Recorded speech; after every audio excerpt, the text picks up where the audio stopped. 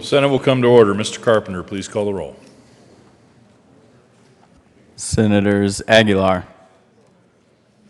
Excused. Baumgardner, Cook, Coram, Court, Crowder, Donovan,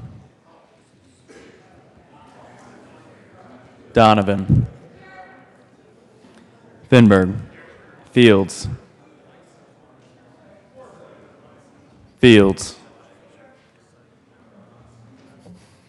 Garcia, Gardner, Guzman,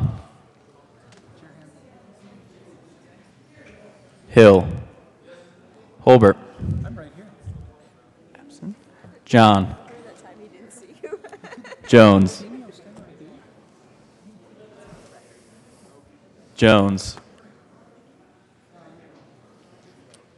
Absent. Kagan, Kafalis, oh. Kerr,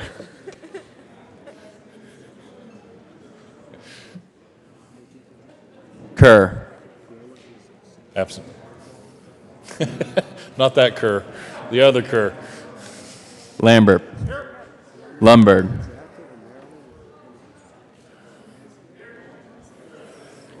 Marble, Martinez Humanic, Merrifield, Moreno, Neville, Priola, Scott, Smallwood, Sonnenberg,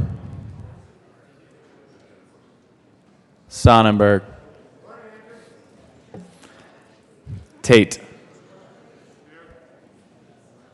Todd, Williams,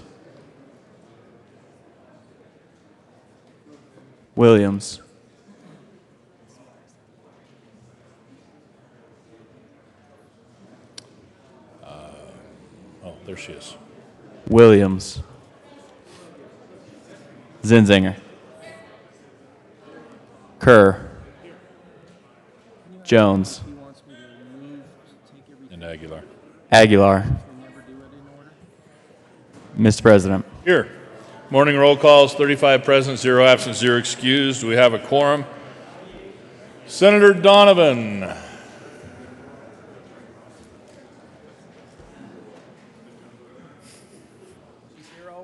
Please lead us in the pledge. Thank you, Mr. President. Will the chamber please rise and join me in the pledge?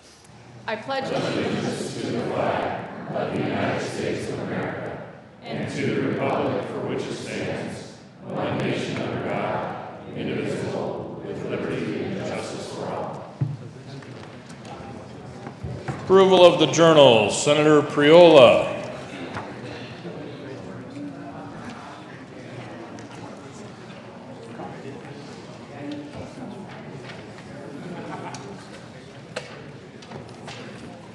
Yes, Mr. President, I move the reading of the Journal of Monday, April 24th, 2017, be dispensed with and that the journal be approved as corrected by our secretary. You have heard the motion which was read. Is there any objection? Seeing none, the motion is adopted.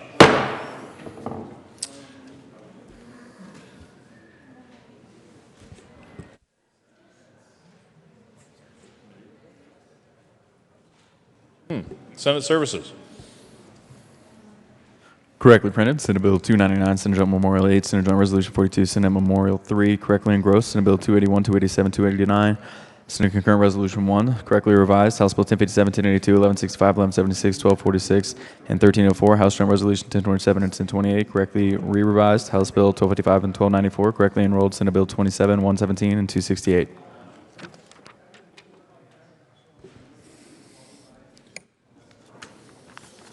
Introduction of bills. House Bill 1292 by Representative Young and Senator Lumberg concerning child welfare license out-of-home placement provider rates and in connection therewith making an appropriation. Appropriations. House Bill 1337 by Representative Hamner and Senator Moreno concerning the authority of the Department of Revenue to establish a renewal application fee for each liquor license the department issues. Finance and Appropriations.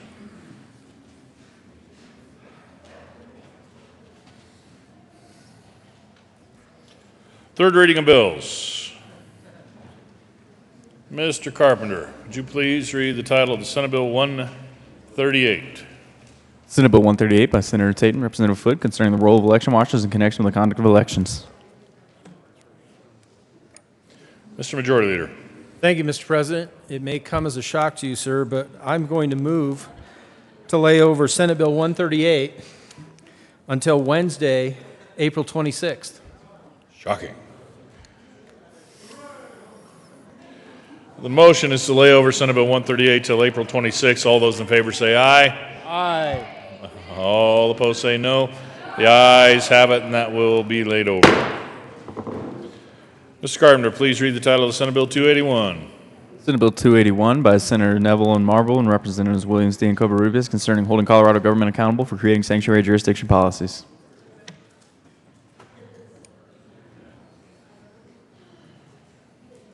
Senator Neville. Thank you, Mr. President.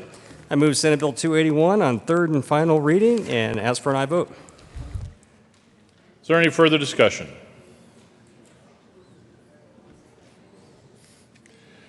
Motion before the body is the adoption of Senate Bill 281. Are there any no votes? Minority Leader Guzman, Senator Fenberg, Senator John, Senator Kafalas, Senator Zenzinger, Senator Jones, Senator Moreno, Senator Kagan, Senator Donovan, Senator Court. I've got you, Senator Fenberg, Senator Kerr, Senator Merrifield, Senator Garcia, Senator Todd, Senator Williams, Senator Aguilar.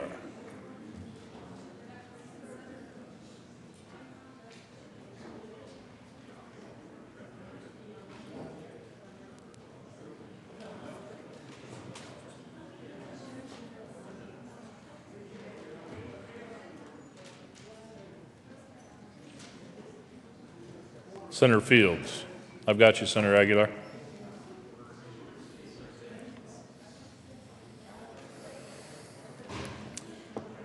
With 18 ayes, 17 noes, 0 absent, 0 excused, Senate Bill 281 is adopted. Co-sponsors.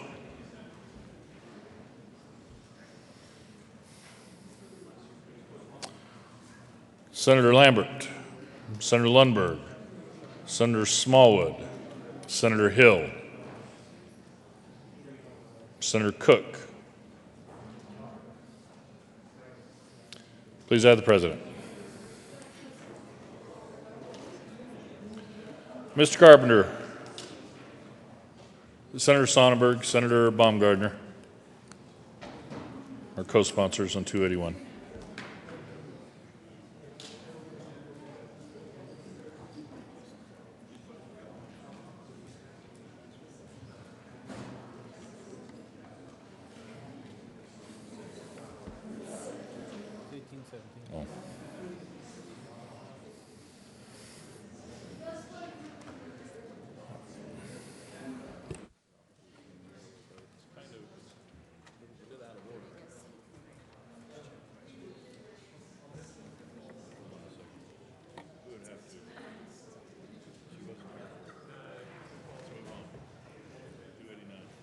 Mr. Carpenter, please read the title of Senate Bill 289. Senate Bill 289 by Senator Gardner and Representative Lawrence concerning allowing the Department of Human Services to transfer custody of certain adult offenders from the Division of Youth Corrections upon a court order. Majority Leader Holbert. Thank you, Mr. President. As a little change of pace, I'm going to move to lay over Senate Bill 289 until Wednesday, April 26th. Motion is to lay over Senate Bill 289 until April 26. All those in favor say aye. All opposed, no. Ayes have it, and that will be laid over till April 26. Mr. Carpenter, please read the title of the Senate Concurrent Resolution 1. Senate Concurrent Resolution 1 by Senators Merrifield and Marble and Representative Melton submitting to the registered electors of the state of Colorado an amendment to the Colorado Constitution concerning reduction in the age qualification for a member of the General Assembly from 25 years to 21 years. Senator Marble. Thank you, Mr. President. We move Senate Concurrent Resolution 17-001. Senator Merrifield. Thank you, Mr. President. What we're asking today is to allow the people of Colorado to decide for themselves if they want to catch up with the rest of the nation and set an age requirement to run for the legislature that's in line with the vast majority of the rest of the country. For those that think someone 21 or 22 or 23 or 24 is too young to run for the General Assembly, then if someone of that age runs for the office, you can vote no. But give the voters of Colorado the option to do so as well. Allow the people of this state the opportunity to decide for themselves who best represents them. That's democracy, the right to choose your representative, and the right as a full-fledged legal adult in all aspects of the law to exercise all of your rights and run for office. The question we're answering today is, do we truly think that the same people who elected us aren't wise enough to decide if they want to lower the age limit to run for office or not?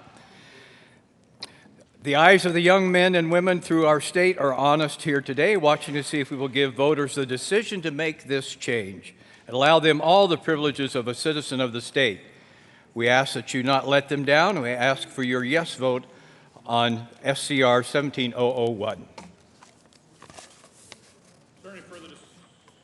Is there any further discussion? Seeing none, the motion before the body is the adoption of Senate Concurrent Resolution 1. This will require 24 votes to pass. Are there any no votes? Senator Lambert, Senator Martinez-Humenick, Senator Smallwood, Senator Gardner, Senator Priola, Senator Coram.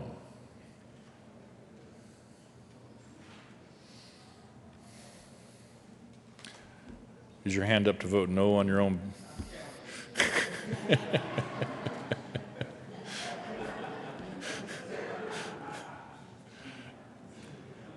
With 29 ayes, 6 noes, 0 absent, 0 excused, Senate Concurrent Resolution 1 is adopted. Co-sponsors: Senator Cook, Senator Hill, Majority Leader Holbert, Senator Neville, Senator Tate, Senator Lundberg, Senator Sonnenberg, Senator Scott, Senator Crowder, Senator Fenberg, Senator Kafalas, Senator Aguilar, Senator Fields, Senator Donovan, Senator Garcia.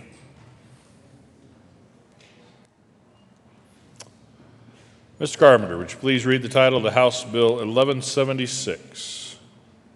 House Bill 1176 by Representatives Becker J. McLaughlin and Senator Sonnenberg concerning extension of the employment after retirement limitations for retirees of the Public Employees Retirement Association employed by a rural school district after retirement.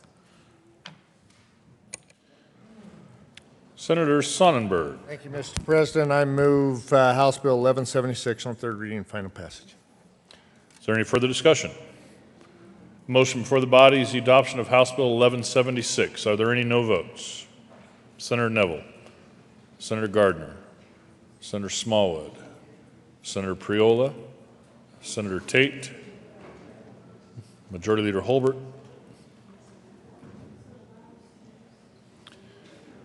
29 ayes, 6 noes, 0 absent, 0 excused. House Bill 1176 is adopted. Co-sponsors: Senator John, Senator Todd, Senator Court, Senator Williams, Senator Kafalas, Senator Moreno, Senator Zenzinger, Senator Crowder, Senator Coram,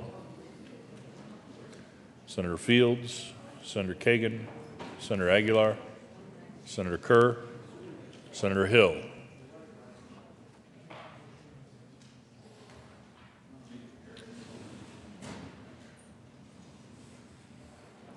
Mr. Carpenter, please read the title of Senate Bill 287. Senate Bill 287 by Senator Priola and Representative Garnett concerning an income tax credit for charitable contributions to an eligible endowment fund. Senator Priola. Thank you, Mr. President. I move Senate Bill 287 on third reading and final passage. Is there any further discussion? Motion before the body is the adoption of Senate Bill 287. Are there any no votes? Senator Baumgardner, Senator Cook, Senator Marble, Senator Martinez-Humenick, Senator Sonnenberg, Senator Smallwood, Senator Court, Senator Aguilar, Senator Fields, Senator Merrifield. I've got you, Senator Aguilar. 25 ayes, 10 noes, 0 absent, 0 excused. Senate Bill 287 is adopted. Co-sponsors. Mr. Carpenter, Senator Moreno. Mr. Carpenter, please read the title of House Bill 1165. House Bill 1165 by Representative Lebsack and Senator Aguilar concerning the resolution disciplinary actions by agencies within the Department of Regulatory Agencies and in connection therewith making an appropriation. Senator Aguilar. Thank you, Mr. President. Members, I move House Bill 1165 on third reading and final passage and ask for your aye vote. Is there any further discussion? The motion before the body is the adoption of House Bill 1165. Are there any no votes? With 35 ayes, 0 noes, 0 absent, 0 excused, House Bill 1165 is adopted. Co-sponsors. Mr. Carpenter, would you please read the title of House Bill 1057? House Bill 1057 by Representatives Winter and Liston and Senators Kerr and Gardner concerning the adoption of an interstate compact to allow persons authorized to practice physical therapy in a state to obtain a privilege to practice physical therapy in other member states and in connection therewith making an appropriation. Senator Gardner. Thank you, Mr. President. I move House Bill 1057 on third reading and final passage. Is there any further discussion? The motion before the body is the adoption of House Bill 1057. Are there any no votes? Senator Marble, Senator Neville, Senator Cook, Senator Baumgardner.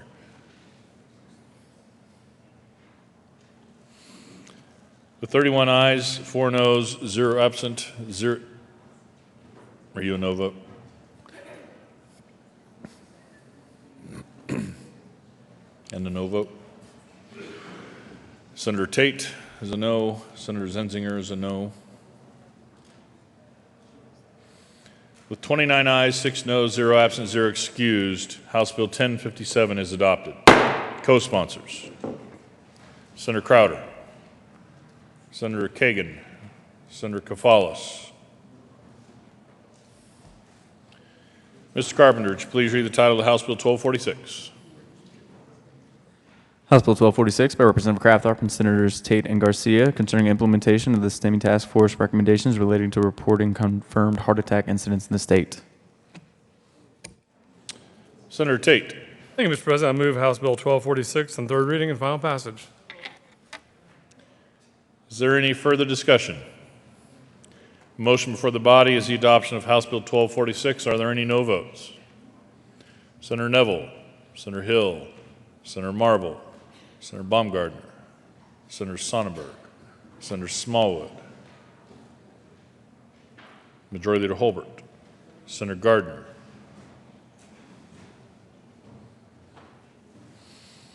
Senator Lundberg,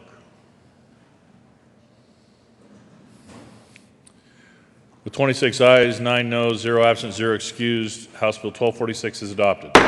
Co-sponsors. Senator Todd, Senator Aguilar, Senator Moreno, Senator Kafalis, Senator Williams, Senator Merrifield, Senator Kagan. Mr. Carpenter, please read the title of House Bill 1304. House Bill 1304 by Representatives Singer and Ransom and Senators Smallwood and Kafalis concerning allowing the adoption of a child under the jurisdiction of a court in Colorado who is not present in Colorado. Senator Smallwood. Thank you, Mr. President. The good senator from Fort Collins and I move House Bill 1304 on third reading, final passage. Is there any further discussion? Motion before the body is the adoption of House Bill 1304. Are there any no votes? With 35 ayes, 0 noes, 0 absent, 0 excused, House Bill 1304 is adopted. Co-sponsors. Senator Cook, Senator Hill, Senator Crowder, Senator Baumgardner, Senator Martinez-Humenick, Senator Neville, Majority Leader Holbert, Senator Tate, Senator Scott, Senator Lambert, Senator John, Senator Merrifield, Senator Todd, Senator Williams, Senator Aguilar, Senator Moreno, Senator Kagan, Senator Court, Senator Fenberg, Senator Garcia, Senator Fields, Senator Marble, Senator Kerr, Senator Lundberg, Senator Donovan. Please add the president. Mr. Carpenter, please read the title of House Bill 1082. House Bill 1082 by Representative Pabon and Senator Tate concerning clarification that financial assistance under the Building Excellent Schools Today Act includes technology grants. Senator Tate. Thank you, Mr. President. I move House Bill 1082 on third reading and final passage and ask for an aye vote. Is there any further discussion? Motion for the body is the adoption of House Bill 1082. Are there any no votes? Senator Moreno, Senator Kagan, Senator Cook, Senator Marble, Senator Baumgardner, Senator Smallwood, Senator Lambert, Majority Leader Holbert, Senator Sonnenberg, Senator Scott,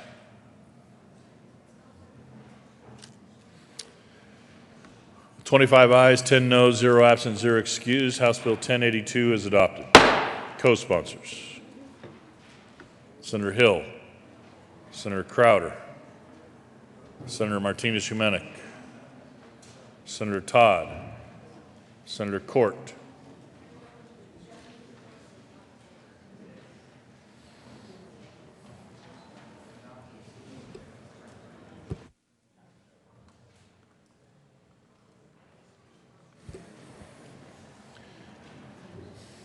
General Order, second reading of bills, consent calendar.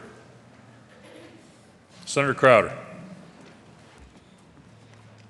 Thank you, Mr. President. I move the Senate resolve itself in the Committee of the Whole for consideration of general orders, second reading of bills, consent calendar. Motion before the body is to resolve itself in the Committee of the Whole for consideration of the general order, second reading of bills, consent calendar. All those in favor say aye. All opposed, no. Ayes have it, and the motion is adopted. The Senate will resolve itself in the Committee of the Whole for consideration of the general order, second reading of bills, consent calendar, and Senator Crowder will take the chair.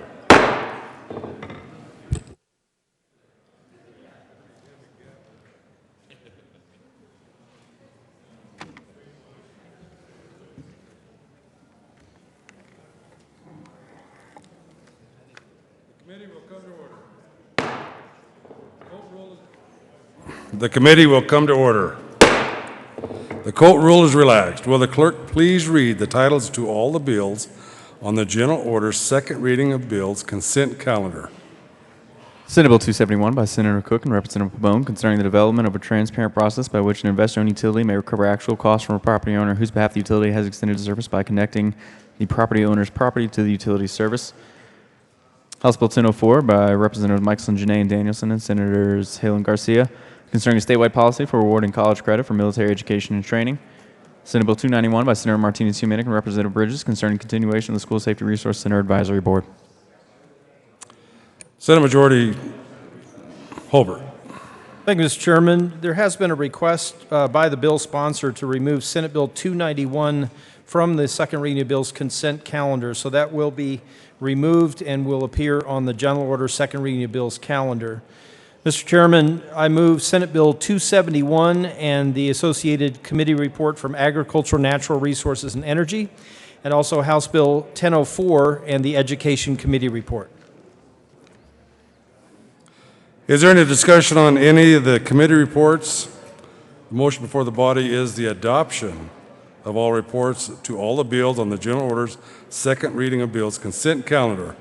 All those in favor say aye. Aye. Opposed, no.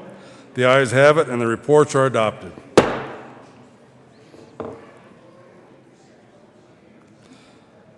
Is there any discussion on any of the bills on consent calendar? We already did that. Senator Holbert.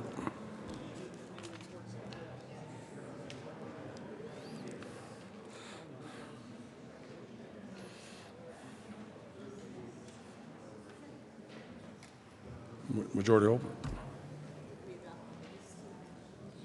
Is there any discussion on any of the bills on the consent calendar? The motion before the body is adoption of all the bills on general order, second reading of bills, consent calendar. All those in favor say aye. Aye. Opposed, say no. The ayes have it, and the bills are adopted. Majority Leader Holbert. Thank you, Mr. Chairman. I move the committee rise and report. The motion is for the body to rise and report. All those in favor say aye.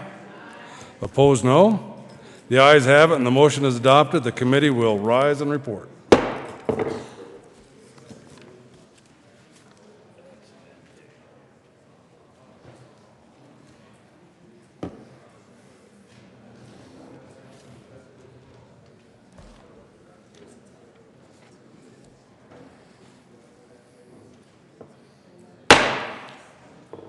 Senate will come to order. Senator Crowder.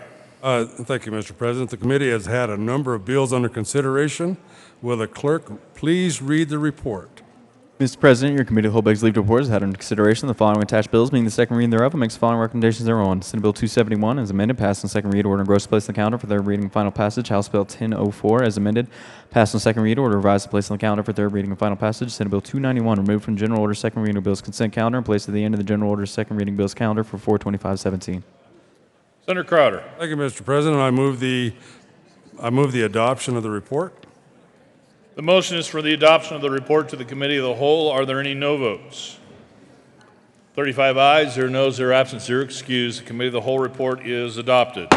Senate Bill 271 is amended, passed on second reading, ordered engrossed and placed on the calendar for third reading and final passage. House Bill 1004 is amended, passed on second reading, and ordered revised and placed on the calendar for third reading and final passage. Senate Bill 291 removed from the general order second reading of bills consent calendar and placed at the end of the general order's second reading of bills calendar for 4/25/17. General order's second reading of bills. Senator Crowder. Thank you, Mr. President. I move the Senate resolve itself into the committee of the whole for the consideration of the general order's second reading of bills calendar. The motion before the body is to resolve itself into the committee of the whole for consideration of the general order's second reading of bills calendar. All those in favor say aye. All opposed, no. The ayes have it, and the Senate will resolve itself into the committee of the whole for consideration of the general order's second reading of bills calendar. Senator Crowder will take the chair.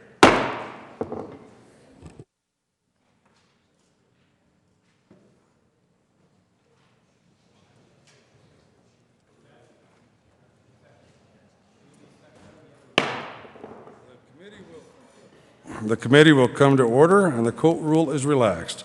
Will the clerk please read the title to House Bill 17-1190?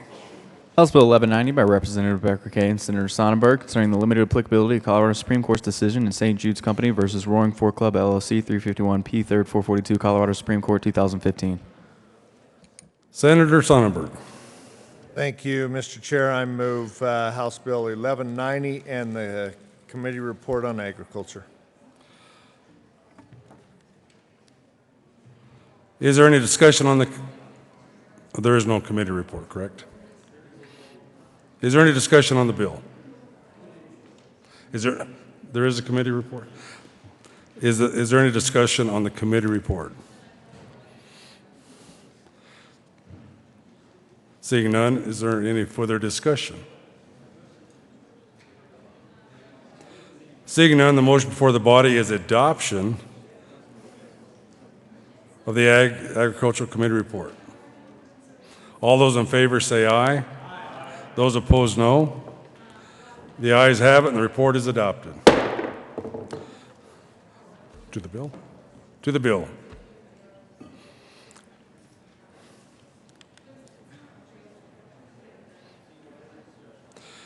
If there is no further discussion on the bill, if there's any opposition, those opposed, all those in favor say aye. Aye. Those opposed say no. No. The ayes have it.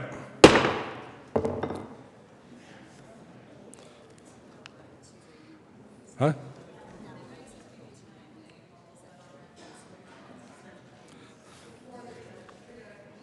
Okay.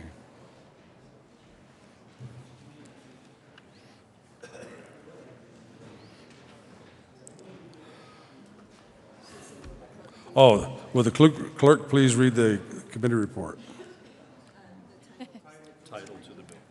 Title of the bill. Senate Bill 291 by Senator Martinez Huminick and Representative Bridges concerning continuation of the School Safety Resource Center Advisory Board. Senator Martinez Huminick. Thank you, Mr. Chair. I move Senate Bill 291, and I do have an amendment to the and the Education Committee report,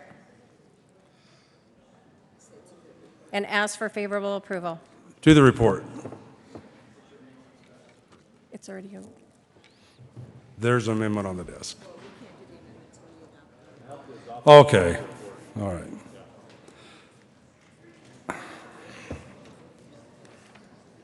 Go ahead and adopt the committee report. I didn't make a motion, did I? She moved it. There's been a motion to adopt the committee report. All those in favor say aye. Aye. Those opposed, same. The ayes have it. The committee report is adopted. There is an amendment on the desk. Senator Martinez-Humanick. Thank you, Mr. Chair. Oh, please read the report, clerk. Amendment L003 to Senate Bill 291 by Senator Martinez-Humanick, amend the Senate Education Committee report dated April 20, 2017, page 1, strike line 6, and substitute September 1st, 2022. Senator Martinez to the amendment. Thank you, Mr. Chair. Colleagues, I have Amendment L003, which was put on your desk yesterday for your review. It is a technical amendment. There was a date that was missed, and it needs to be changed to September 1st, 2020. Senator Martinez, would you mind moving the amendment, please? I move Amendment L003 to Senate Bill 291 and ask for approval. There's been an amendment on the desk. Is there any conversation on the amendment? Seeing none. There is a motion on the floor to accept the amendment. All those in favor say aye. Aye. Those opposed say no. Motion carried. To the bill. Senator Martinez. Thank you, Mr. Chair. I move Senate Bill 291 and ask for favorable approval on second reading. There's been a motion on the floor for 291. Is there any conversation on it? Seeing none, all those in favor signify by saying aye for passage. Those opposed, same sign. Do you want to discuss this? The ayes have it. The motion carried. Senator Holbert. Indy, is that another amendment? No. Okay. Thank you, Mr. Chairman. I move the committee rise and report. There's been a motion to rise and report. All those in favor say aye. Those opposed say no. Motion carried.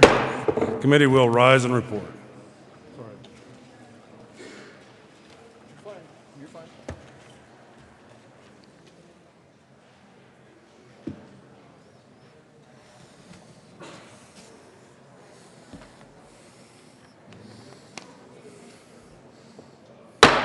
Senate will come back to order. Senator Crowder. Thank you, Mr. President. There's been a number of bills on second reading. Mr. Clerk, would you please read the report?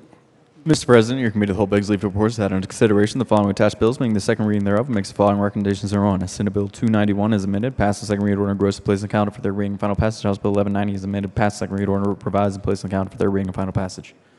Senator Crowder. Mr. President, I move the committee of the report on the committee and ask for an aye vote. Motion before us is the adoption of the report to the committee of the whole. Are there any no votes? With 35 ayes, 0 noes, 0 absent, 0 excused, the committee of the whole report is adopted. Senate Bill 291 is amended, passed on second reading, ordered engrossed and placed on the calendar for third reading and final passage. House Bill 1190 is amended, passed on second reading, and ordered revised and placed on the calendar for third reading and final passage.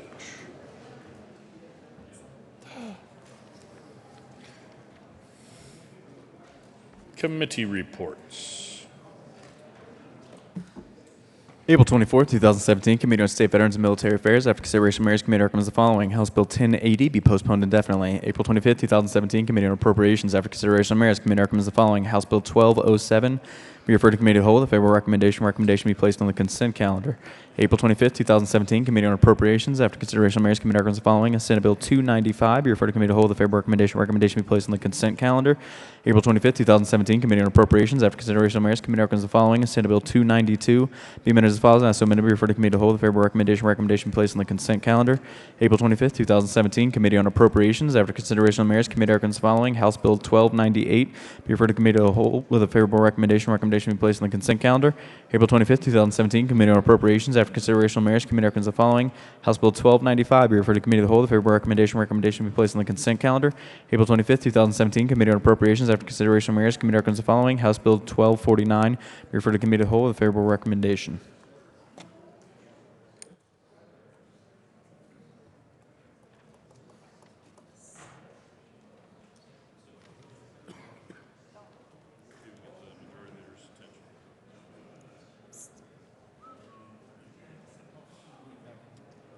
Very important conversation.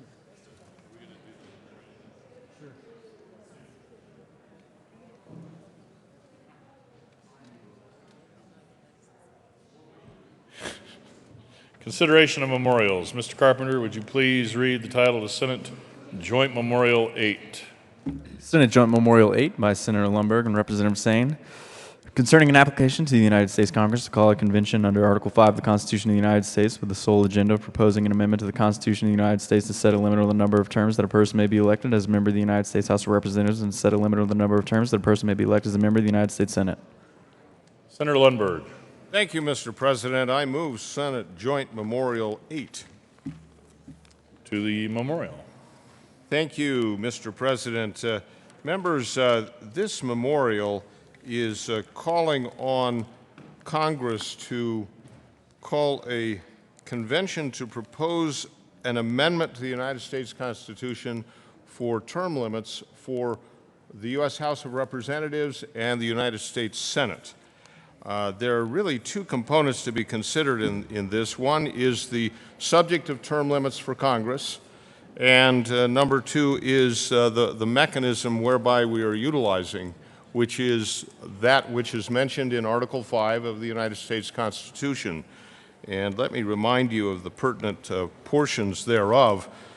Article 5 states, begins with, the Congress, whenever 2/3 of both houses shall deem it necessary, shall propose amendments to this Constitution, or on the application of the legislatures of 2/3 of the several states, shall call a convention for proposing amendments. What we have before us today with Senate Joint Memorial 8 is the state of Colorado sending our approval for the calling of a convention to propose a term limits amendment. And let me be very careful in describing this, because that's what it is. The title is very clear to the memorial. It says, call a convention under Article 5 of the Constitution of the United States with the sole agenda of proposing an amendment to the Constitution of the United States to set a limitation on the number of terms for both House and Senate. And please allow me to remind you that in 1990, the people of Colorado set this in our state constitution, that there be term limits. We are all very well aware of that at the state legislative level and other offices here in the state of Colorado. But that measure also did put term limits for our members of Congress, which was later deemed to be unconstitutional because it didn't apply to all 50 states. The people of Colorado, when passing that term limits measure in our state constitution, voted by an overwhelming over 70%. And, you know, I recognize that we can argue whether it's a good thing or a bad thing. I think that it should be an issue that is considered carefully, and I believe we need to consider that. And that's why I'm calling for your support of Senate Memorial 8. Would just give you one other point of reference, actually 2 points. One about the resolution. It's not specifying how long those terms should be. That would be up to the convention that would meet. And of course, the way the mechanism is, a convention would simply propose an amendment, even as Congress can do any day they meet. Then it would be up to 3/4 of the states to ratify that proposed amendment.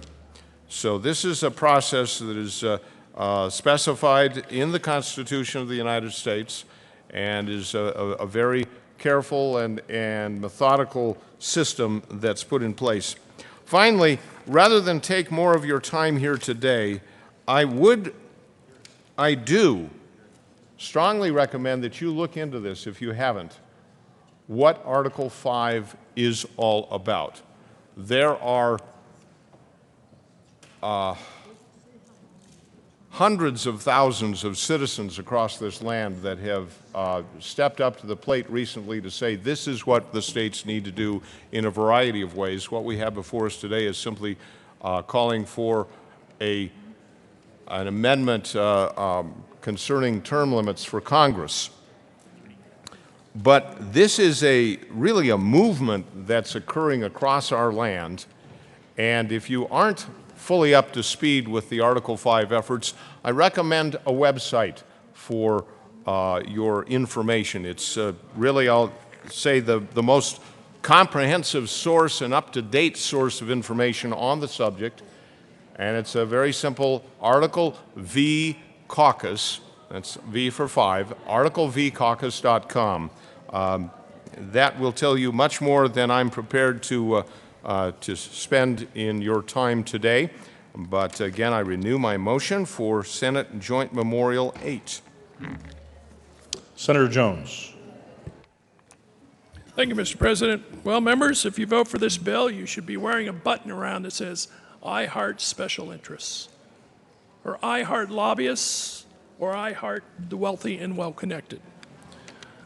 Our experience here in Colorado can tell you all about term limits and their problems. We have term limits, by the way. They're called elections. I can't feel more strongly about this having come back here. I left this building, and 18 years later, I came back and I knew a third of the lobbyists. Did I know anybody in the chambers because of term limits? Just a few, because they were friends. But nobody who had served and who knew what had happened and why. I can't tell you the number of times I have said in committee, I don't remember it that way when a lobbyist told us something.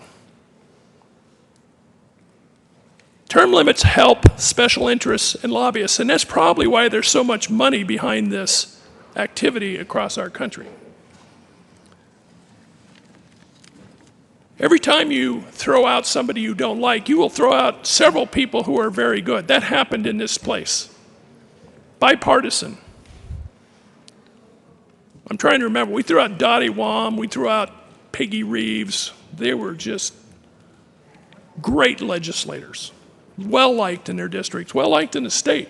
Very collaborative, very helpful. I could go on. We're giving power to the people in the lobby. In Washington, D.C., you will do the same exact thing. It's interesting, Professor Strayer up at CSU did a study on term limits in Colorado. You see, when they passed, the average length to stay was about 6.5 years for the House, about 7.5 years for the Senate. You know why? Life, the pay, people left. He found after term limits, people stayed longer because they could predict the 8 years.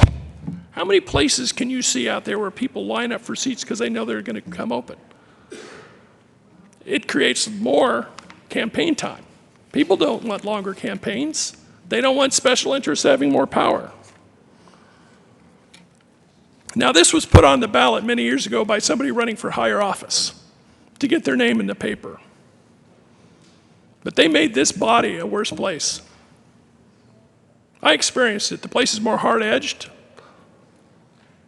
Lobbyists will tell you half the story and nobody can call them on it.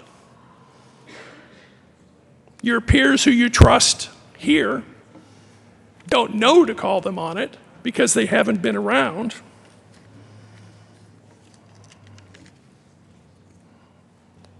I want you to think about people you may know that served around this body and had to go out, what was it, about 2000? I left the year this passed. And I want you to think about how good those people were. They were great legislators. There were some duds. But there were some great legislators that got kicked out of here, and we gave power to people in the lobby. and special interests. And people can afford lobbyists, not to regular people. And that's what will happen in Washington, D.C. You can tell I get fired up about this because I think it's a big, big mistake. People should have the right to vote for the people they want to vote for, and you shouldn't artificially tell them that they can't after 8 years. You know, you talk to people and say, what do you think about Congress? Oh, Congress is bad. How about your congressperson? Oh, they're great. You're going to take that away from them.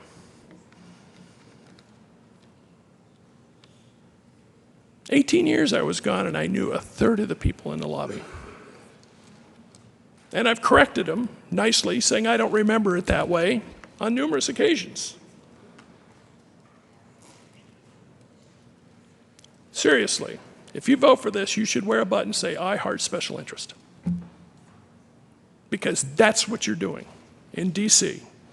And if you think D.C.'s messed up now, do this and it'll get even worse. It'll get more political, it'll get more short-sighted, money will matter more. It's a horrible idea. It was for Colorado, it is for Washington, D.C. Senator Hill.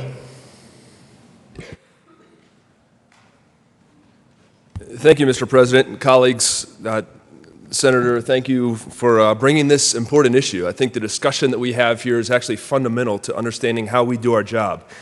I'm not sure the senator from Boulder and I have ever stood up here and spoken on the same side of an issue, but it's a unique opportunity we have here. Colleagues, we've got two aspects to this memorial to discuss. One is the mechanism by which we want to amend the Constitution, and the second is the goal of the policy. And so I'd like to speak first to the mechanism of calling a convention of states. Yes, Article 5 creates an opportunity in the United States Constitution to amend our Constitution by a convention of the states. It provides a mechanism for that, but it does not provide a mechanism to limit the discussion that happens there. So whatever may be said, whatever we may say to bind this memorial, there is no constitutional mechanism to bind what's discussed if this does indeed get passed in enough states, and enough states decide we're going to send people together to have this discussion. And I find it somewhat ironic that we would say we don't trust our current representatives within a representative body, so we're going to send a different set of representatives to limit those other representatives. Colleagues, I don't understand how we can follow the logic of saying we don't trust those whom the people have elected, so we're going to elect some different people to limit their power. There's no debate, I don't think, that term limits will actually limit the power of elected representatives. I don't think any one of us in here would argue that fact. But one of the genius ideas, theories of our founding fathers was that power is not created or destroyed. Power is either aggregated or it is disaggregated. And we've gone through some iterations of this within our own country. We tried out the Articles of Confederation. And under the Articles of Confederation, we have a very disaggregated power structure. Much power to the states. And when we were confronted with some of our first real needs, namely to fight the Barbary pirates, we were unable to rally enough money to put a couple of ships on the water to go and defend American interest overseas, American shipping interest. And that was probably the catalyst that brought together the Constitutional Convention. A Constitutional Convention that, as we well know, for those of us who have studied history and watched the first convention and the second convention, and the challenges that presented without all of the technology that we have today, without the 24/7 media, without the live streaming of everything, with the fact that nothing anymore is secret, we saw how quickly that got out of hand. And if we don't learn from the history of the first convention or the second convention, friends, we have no business calling for another convention, because another convention has every single one of the same opportunities to get out of hand. And we say, well, okay, we're going to send people together and we're going to limit what they can talk about. We're going to limit the ideas that they can discuss, and we're going to say it's just term limits. Yes, but the Article 5 provision in our Constitution says whatever's decided there goes back and it has to be ratified by 3/4 of the states. Friends, they could send back whatever they want to be ratified. And so the argument that this can be limited, I don't see in our constitutional and our founding documents at all. Stepping forward just a little bit, I think history shows that a convention can quickly get out of hand. What does a convention? What is the mechanisms? We work in here. We are our own sort of convention. We're a convention of 35 people representing different parts of Colorado. And we see the power that organized activism has in shaping what we talk about and shaping the amendments and shaping the bills that get introduced and discussed. Colleagues, an Article 5 convention is not immune to all of those same interests. It's not immune to all that same organization. In fact, if we stand up something entirely new, say it's outside of the realm of our current representative process, we are automatically going to advantage people who are already well organized. Whether it's the unions of the world, public employee unions, private unions, you name it, folks who are already well organized. Whether it's other groups, maybe it's Americans for Prosperity, maybe it's many of our other groups out there that we know shape what we do in here today. We will be advantaging those by setting up a new system and a new process. But let's talk just about the policy of term limits just for a minute, because I think it's a tough one to talk about. It's tough to stand down here as an elected representative and say, I am opposed to term limits.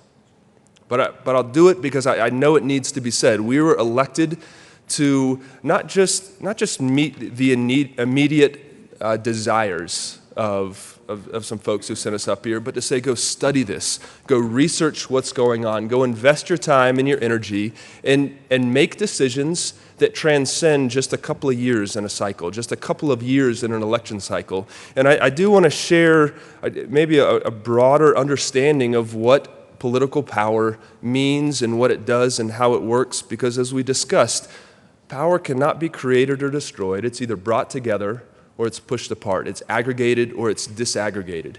And so while none of us will doubt that term limits would indeed limit the power of elected representatives, of senators and representatives, we have to ask ourselves, we have the duty to ask ourselves, where does that power go next? And when we ask ourselves that question, there are really only two possibilities. That power goes to the lobbyist, and that power goes to the bureaucrats. Colleagues, those who are not dependent upon the ebbs and the flows of an election cycle, those who are not dependent upon the desires of the voters, it's those who are dependent upon the system, those who have built their careers, and I don't say this in a pejorative way, but it is the fact. They have built their careers upon the system. Their ability, a lobbyist's ability to get something done, is one who understands the system, one who has relationships within the system, one who understands how to pull levers and accomplish things. That's where their power lies. The power of the bureaucrat lies in the ability to understand convoluted tax law or regulatory law or environmental law or whatever it may be, and someone who has willfully foregone, in most cases, when you look at the data, in most cases they have foregone that employment in the private sector, and they've built a career upon the public sector. And again, I don't say that just as a pejorative term, but it's a life choice that they have made, and it's a choice, again, that's dependent upon a system.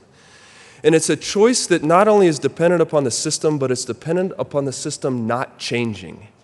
Because when that system changes, it puts not just their immediate jobs in jeopardy, but it puts their entire careers in jeopardy.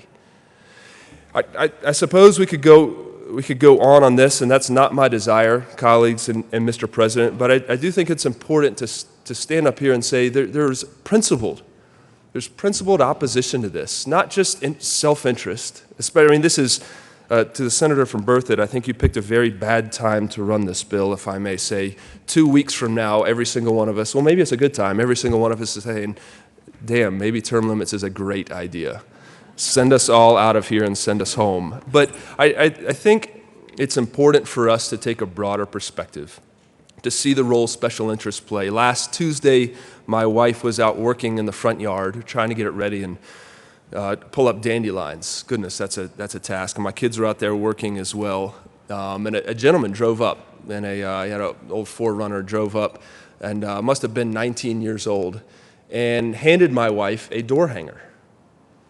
And that door hanger had a picture on it she knew quite well. It was my picture on it, and it had my office number on it, and it said, call Senator Hill and something, tell him to stop standing up, for career politicians. Tell him to fight the corruption. Tell him to get his act together. You know the story, right? With the dark tinted picture that was up there. My eyes looked sunken in as they managed to do with a little Photoshop trick. And my wife just started chuckling. And because she'd seen him kind of, drive up and park the wrong way on the street, on the other side of the street, and then flipped a U-turn immediately on our street to come up and kind of, almost run into the curb, to slam on the brakes and step out and hand her this door hanger. And she just started laughing and looked at him and said, this is my husband, right? And the man, it was fascinating. The man got this immediate sheepish look on his face.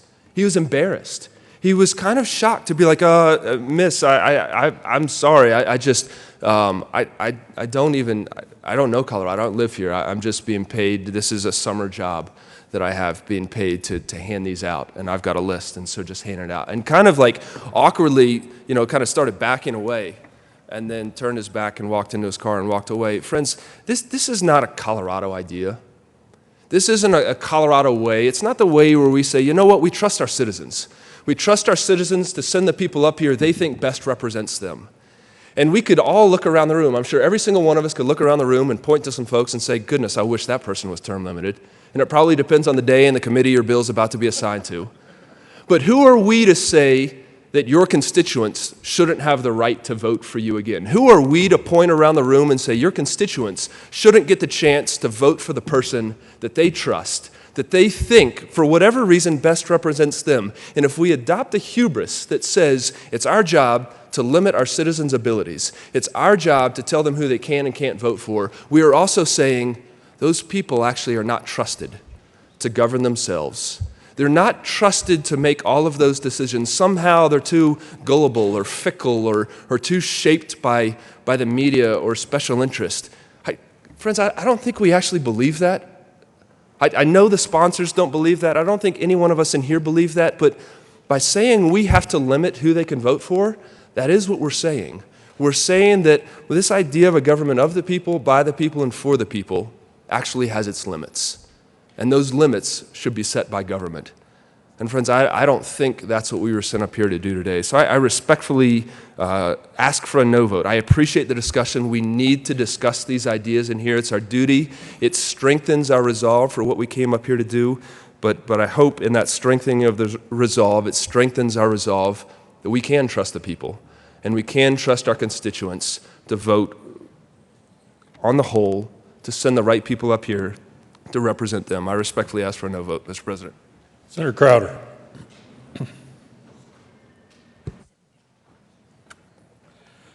Thank you, Mr. President. I just had a couple questions on the bill, but after listening to that, I'm going to go a different direction. Thank God for term limits. This job is not designed for people to make a career out of. This job is for people that care about their country or their state to come into the office and do what they can and then move on. It's time for somebody else, new blood all the time. I'm reminded by LBJ, Lyndon Baines Johnson, held office in Texas, which I'm sure you're all aware of. Never worked a day in his life in the private sector and retired a multimillionaire. Something's wrong with the system. Ken Buck comes out with a book the other day indicating how much it costs to even not only buy a chairmanship on a chair, but to get on the committee. Something's definitely wrong. So I'm in favor of this bill because we have some issues in this government. The reality is, as a state legislator, I challenge anybody to come forward and say what type of influence any lobbyist has had over me. I utilize them for information. It's up to me as a legislator to get the other side of it. So I reject the idea that lobbyists run this place because I don't believe that. But I've actually seen lobbyists in committees. I've seen lobbyists have an influence on a vote on the chair or the committee in which I'm presenting a bill. So I think that, I'm very much in favor of term limits. I think that as a state legislator, the reality is, if you're out of your district, even for that 120 days, there are subtle changes in the district that you cannot keep up with. So that's why I think it's important to have new blood. But I have no problem, stating that I'm going to be in favor of this. That the questions I had were very simple. If a constitutional convention is called, how are the people appointed, or how the committee that goes out for this convention, how are they appointed? And the second question I had is, if this passes, how long was this be in effect? But to say that there's not an issue with the federal government, that's what's fooling people, because there is an issue. Anytime I have to deal with the federal government, I'd almost soon take a whipping, because that's exactly what you get. You do not get the answers you need on a timely basis, and you do not get any cooperation from the federal government. So I think that I'm going to be supportive of this, because I think it'll work, because I do not believe in a runaway convention. The reality is it has to be ratified by the state, irregardless of what that convention does. So I think this is an exercise of good government. I do not believe that there's anything so sacred that we cannot discuss and openly. So like I said, I just had a few questions when I come up there, but after listening to this, I'd have to make my statement that I do believe in this. Thank you. And I want to thank the sponsor for bringing that forward. Thank you. Senator Sonnenberg.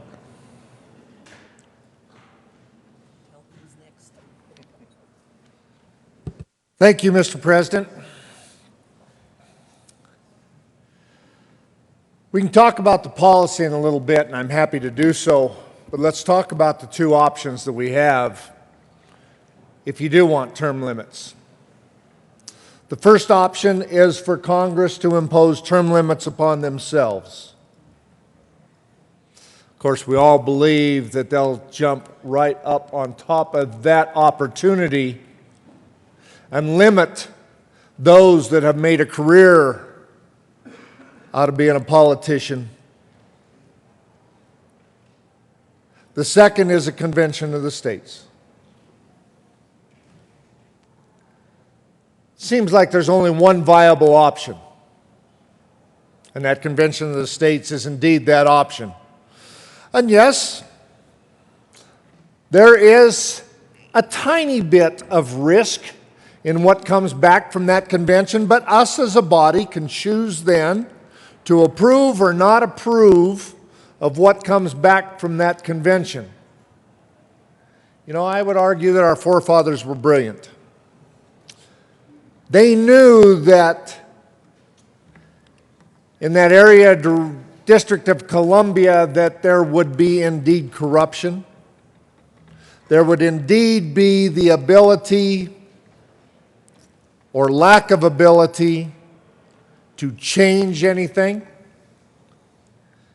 And they wanted to give the power to the states. That's what this does. So let's talk about that policy a little bit. You heard my good friend from Lafayette, Louisville, doggone it, somewhere over there. I should know that by now. Talk about that swamp in Washington, D.C.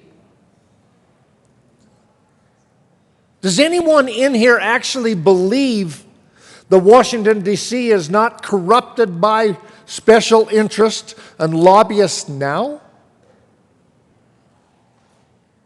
We have seen those effects of career politicians in that swamp not doing what you and I want them to do.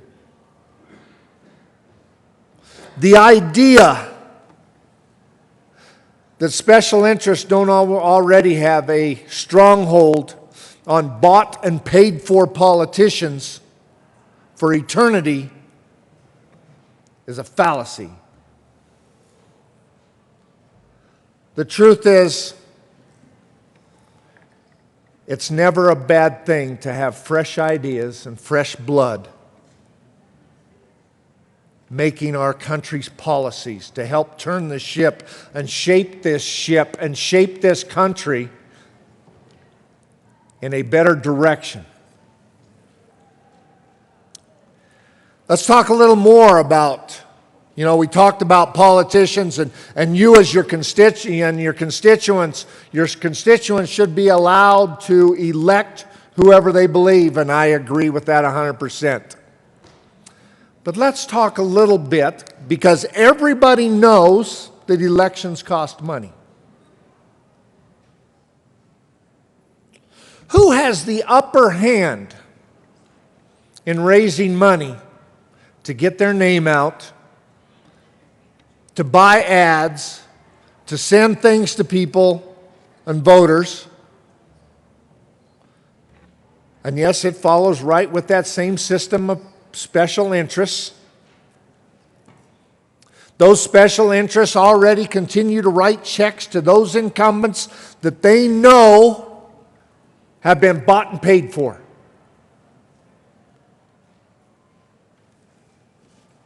That's why they raise so much money. That's why it is so difficult to unseat an incumbent. So in theory, it would really be nice if we could actually have those open elections and have fair debate. But you know as well as I do that incumbent has an upper hand.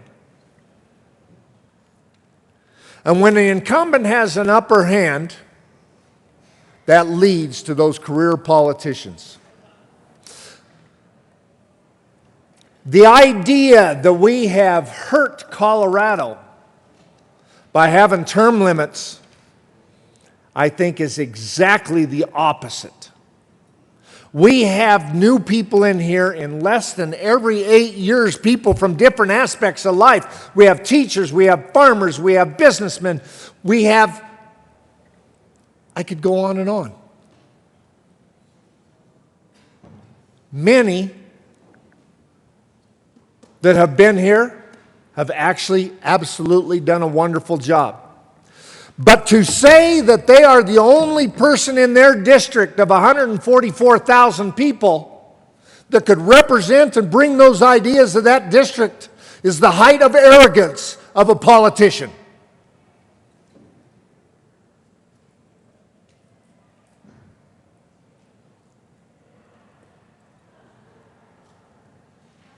It is time to help drain the swamp in Washington, D.C. If you look at the work we do here in Colorado, I won't attribute it all to term limits, but we work here in Colorado and we do a great job together. We work across the aisle. What we have in Washington, D.C. is a swamp. That swamp needs drained, and the only way to drain that is to limit the power of those special interests and those bought and paid for politicians and institute term limits, whatever that term limit may be, that may be agreed upon, so that we have fresh blood, fresh ideas, and no more career politicians in D.C.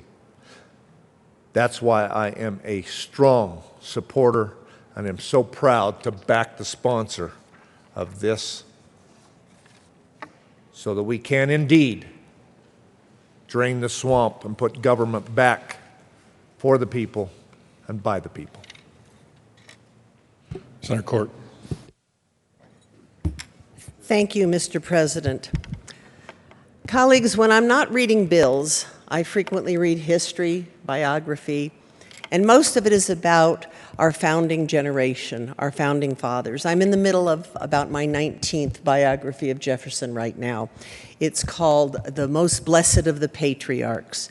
And the theme in this book is about Jefferson's passion for representative democracy, for the concept of a republic, and his trust, his belief, his faith, his optimism about the people. So I have to agree with my colleague from Colorado Springs that imposing term limits denies the people the right to make the decisions that they could make. If they see 2 names, 5 names, 20 names on a ballot, they should have the right to choose which of those names they prefer. We just, by 2/3 of us, agreed to go to the ballot to allow 21-year-olds to run for this body. We said, let's trust the people to make the decision as to whether or not young people should be allowed to participate here in this chamber. And then we will trust the people to decide whether or not any 21-year-old or up is the appropriate person to represent them. Term limits is the opposite of that. Term limits says, no, people, you don't have that choice. You can't decide that the person who has been serving you for 2, 10, whatever years is the person you want. We're going to deny that to you by imposing term limits. I don't think it's what the founders had in mind. I don't think it respects the population. I don't think it gives us true representative government because it denies the people the opportunity to choose their representatives, whether they have served previously or are brand new. The fact is that 90-some% of incumbents are reelected. Now, many of you will say, that proves that we should have term limits. To me, it proves the opposite. It proves that the people think that the people who are already in office are the people who know what they're doing. Now, whether you agree that that's good thinking on their part or not, the fact is that we are giving people the opportunity to make their choice. Furthermore, there is nothing in this book that tells us for sure, because constitutional scholars disagree on this, whether or not the call can be limited. I'm not sure it can be, I'm not sure it can't be. So I leave that question open because I think there might be times when we should have a constitutional convention and there might be times when we shouldn't, and I'm not sure how limiting it really would work based on what I've read about differences of agreement from constitutional scholars about what the Fifth Amendment really means. But that aside, the notion of us telling the rest of the states that we'd like to see our own congressional delegation limited seems to me to insult our own constituents and their ability to decide who on any given ballot is the right person to represent them.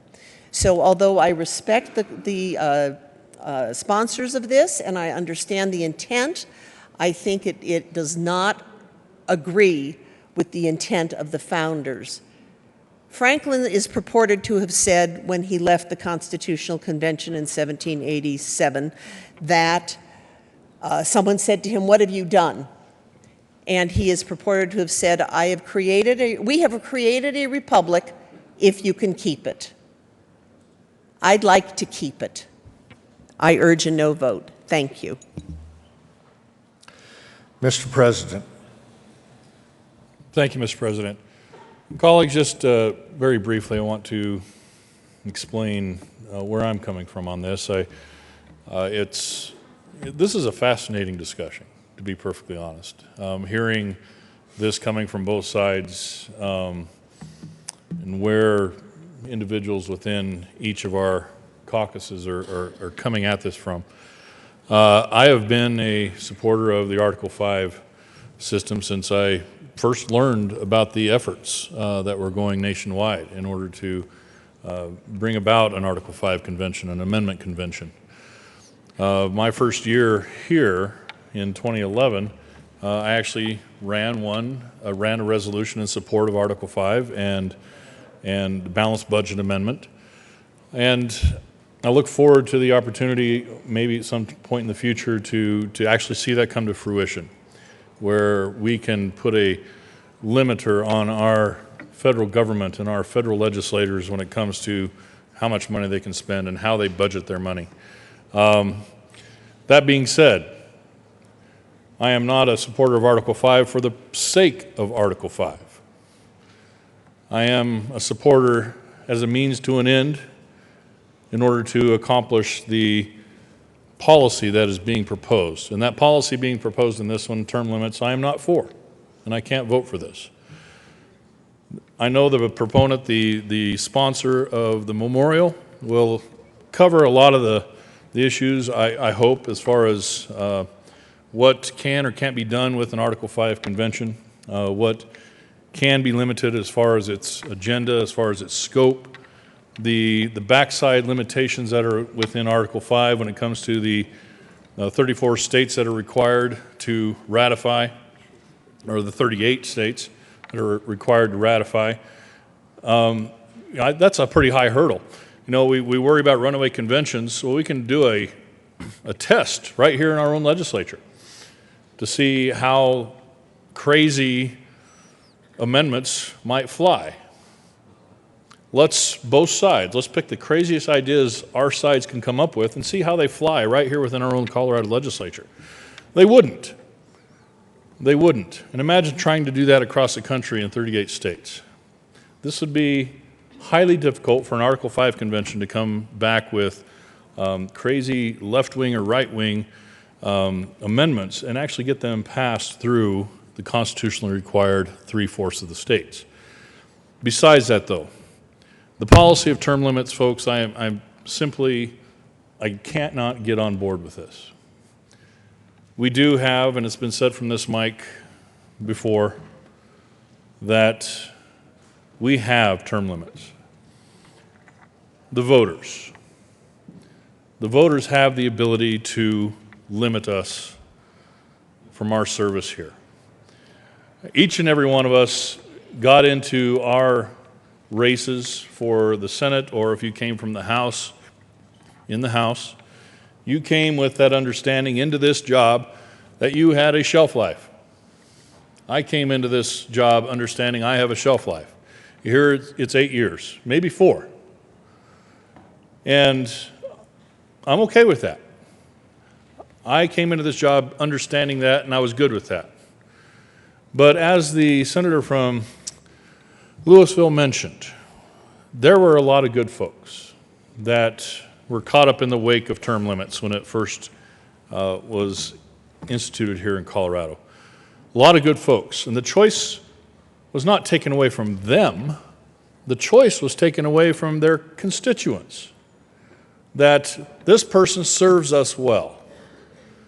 This person served us very, very capably, very astutely. We like this representative. We like this senator. We want to keep them. But the rest of Colorado said, no, you can't. You can't keep someone who serves you well. I have a problem with that. Now let's put that on the larger scale into D.C. You have a representative, you have a congressman that you don't like. Yeah, you'd like to see him go. But what about those of us that are represented well in congressional districts?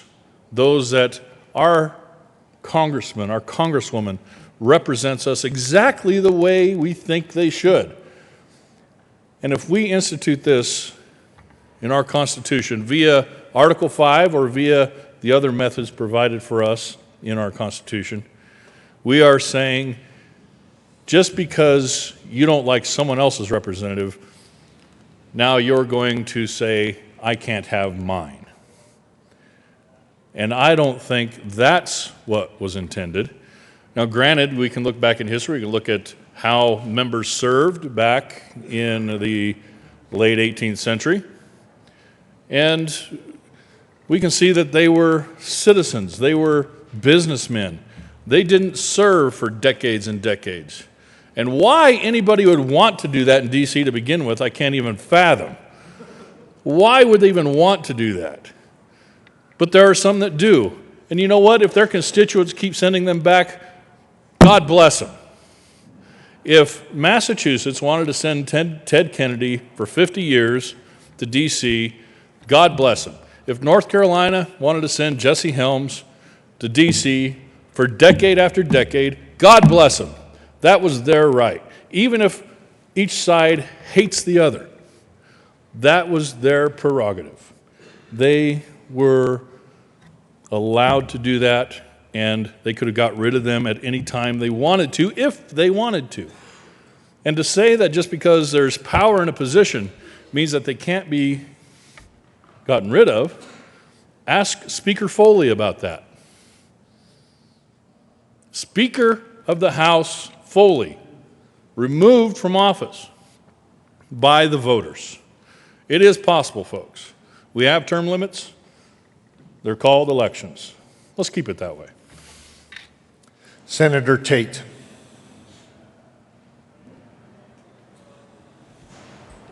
Good morning, colleagues. I was particularly persuaded by two members this morning, my colleague from Louisville, not Boulder, I believe, as well as my colleague behind me, or now over there, from the Eastern Plains. And I was thinking about why do I find both of them persuasive. I was also thinking about how we have presidential term limits, and some of the arguments about term limits could be certainly applied to the presidency as well. I think, for me at least, the circumstances are different. We're different here than Congress. We have different compensation. We have different schedules. The machine of state government is smaller here. As a longtime legislator, you can have a greater impact on policy, command a history of policy. You don't get weighted out by the bureaucracy. But Congress is a different animal. And I don't think the same impact that we have here or could have here or our predecessors had here with potentially longer legislative careers is as possible in Washington, D.C. So I would just suggest to you as I'm making up my final decision here that I don't think necessarily the same rule has to be applied to all circumstances. Each body has its own merits and demerits and might call for a different timing of representation, for lack of a better term. Thank you. Senator Gardner. Thank you, Mr. President. Well, I was not going to speak, but I realized that this is such a nuanced vote that I would like to have on the public record and the people of Colorado to understand why I am voting the way that I am this morning, which is a no. My colleague from Colorado Springs did an excellent job of analyzing this memorial and its two aspects, because it is nuanced. If you vote yes or no, is it because you support term limits or against term limits? Are you for Article 5 conventions, against Article 5 conventions? Are you some of both? What is that? So, first of all, let me speak to term limits. I appreciate the passion of my colleagues on both sides of that issue. Let me tell you, I'm a term limits agnostic. I voted on the issue of term limits many years ago in Colorado.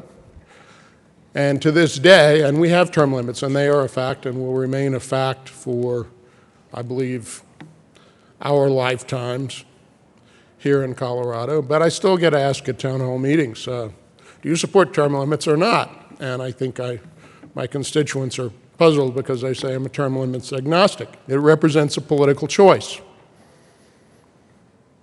And if you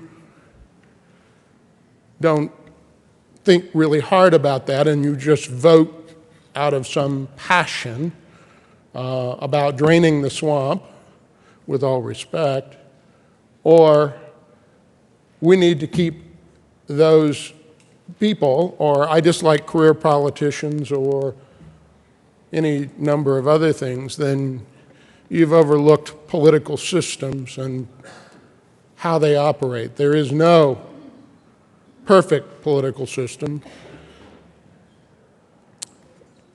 I think all of you will recall Winston Churchill's observation, something to the effect of democracy is the worst system in the world, except for all of the others. There is no perfect political system, and with respect to term limits, they represent a political choice that we're not going to have people stay in Denver in the House of Representatives or the Senate more than 8 years. You might get 16 here. You might get 24 here. But at least it creates what we used to call in the military, as my other colleague from Colorado Springs will know, an up or out system. You either move on or move home or go find work in another branch. It has created a great game of musical chairs.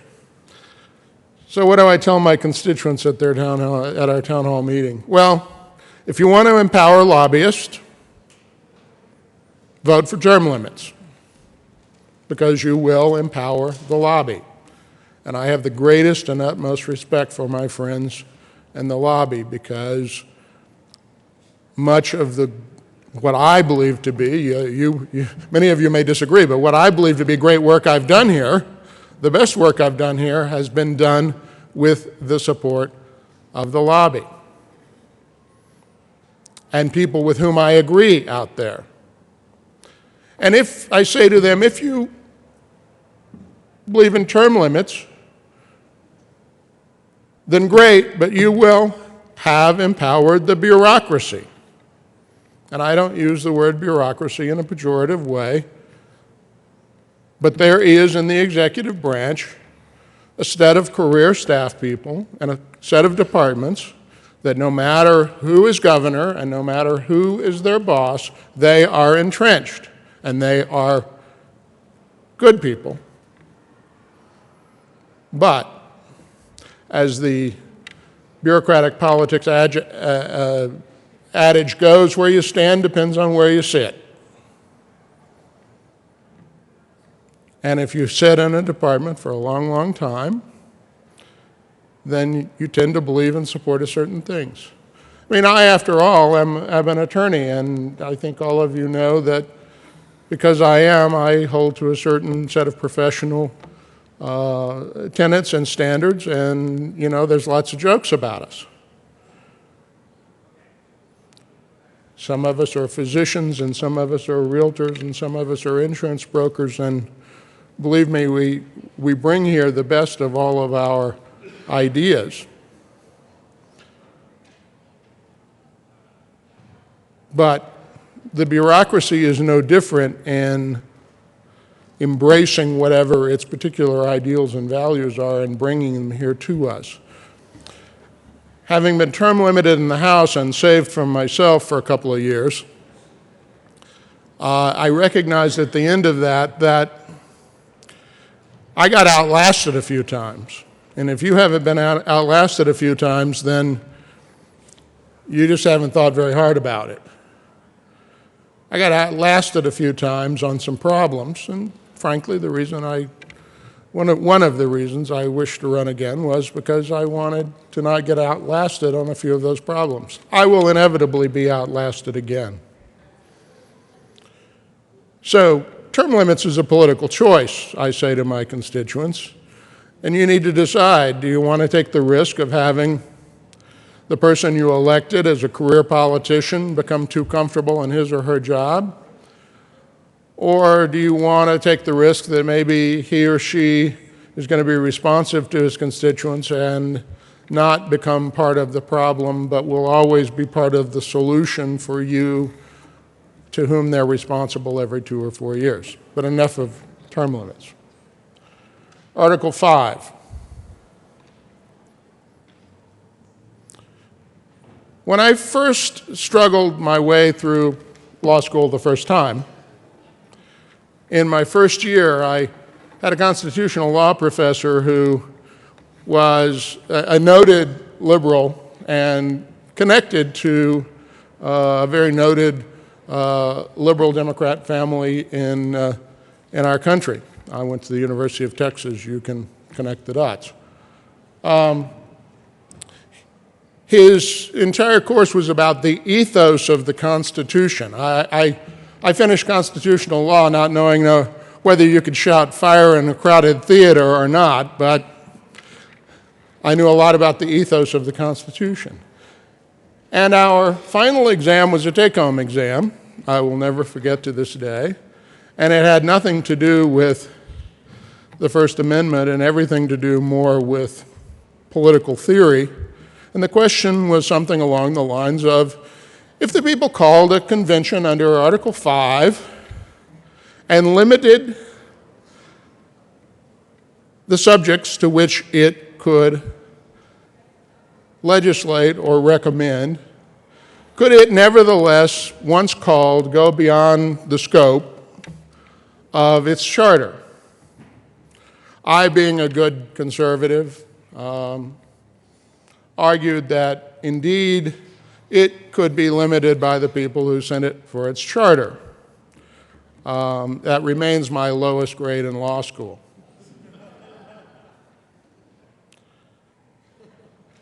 The debate continues. It is one of the strongest lessons I learned in law school, as many of our low grades are.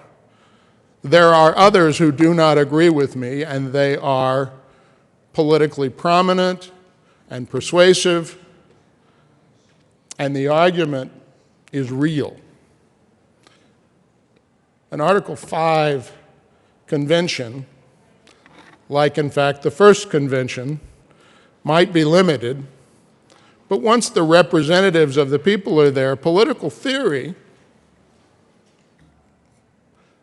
democratic theory may well dictate that they may do as they wish because they are designated representatives of the people.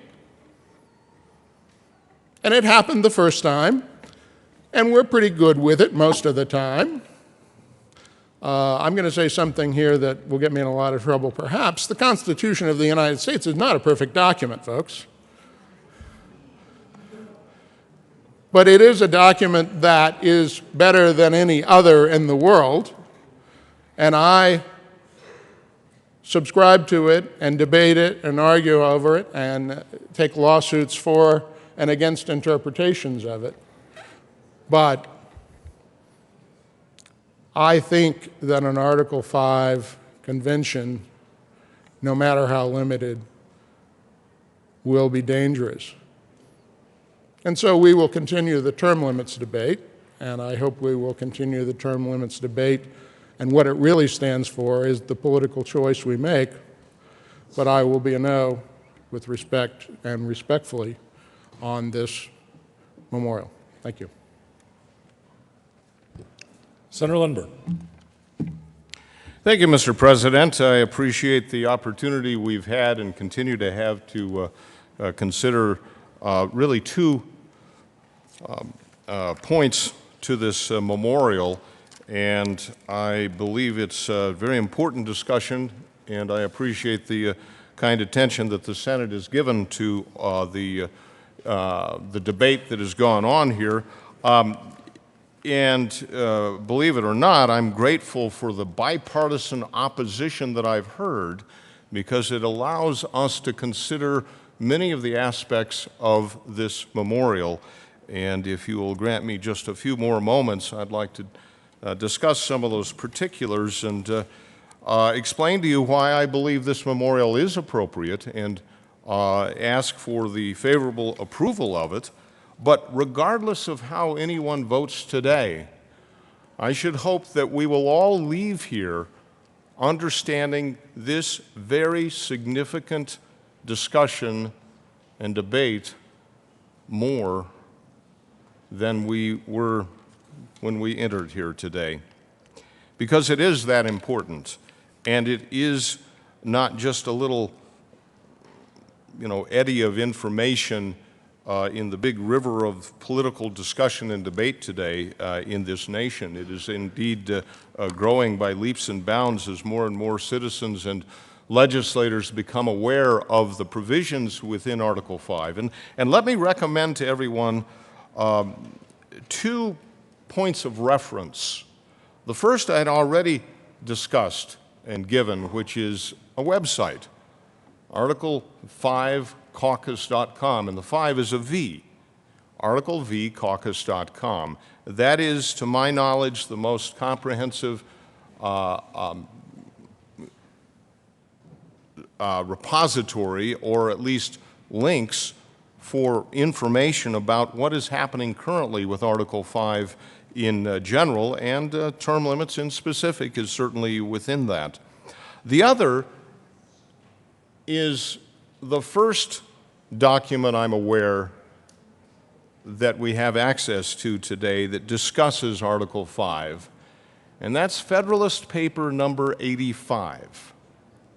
Federalist Paper number 85. I recommend that you look at it, read it, and it's written as was written back in the latter part of the 18th century, so it takes a little bit of plowing through to fully appreciate what's being said. But there, Alexander Hamilton stated very clearly that they put this provision within Article 5 because they recognized that there may come a time that Congress gets out of control. And they very wisely, they too recommended or recognized that the Constitution is not a perfect document and that it would from time to time need to be amended.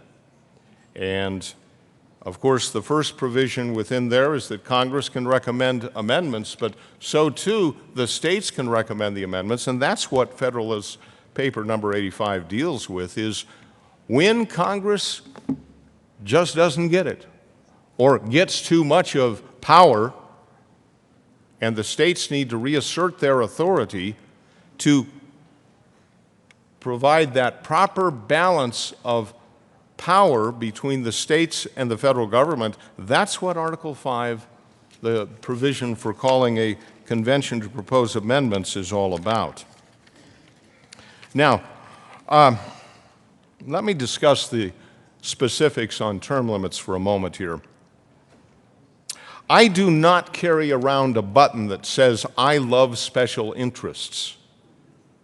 And my support of term limits does not represent that either. Much of the discussion I heard here today was whether or not it's working here in the state of Colorado. I submit to you that that's a very different scenario than what we see in Washington, D.C. today. And Senate Joint Memorial 8 does not deal with term limits at the state level. The people of Colorado settled that in 1990. And I remind you, by a wide margin, over 70% said, yes, we do want that. And they said, we want that for our federal officials as well, but that didn't work on a state-by-state basis. And I can see some wisdom to that, too. But at the federal level, the question I would have is, are you satisfied with the status quo? Do you think that it's working now? Do you believe that Congress is at its optimum efficiency, at its maximum capacity of representing the people? Or would limiting the terms of Congress make a difference? And that's the question you need to ask with respect to term limits. So I, beg of you to reevaluate that one more time and then cast your vote accordingly. But let me very quickly move on to the other issue, which in some ways is the bigger issue at hand, because whether or not we accept the term limits provision today, or whether or not it is successful, that is but one of many efforts. And the real question is this an appropriate mechanism of government or not? Did the founders get it right when they provided this option for the states to actually take it into their own hands to propose amendments? Let me cover a few very quick points that have been asked, and I feel obligated to answer. Obviously, a convention is composed of commissioners or delegates who attend the convention. How are they appointed? Well, that's up to us.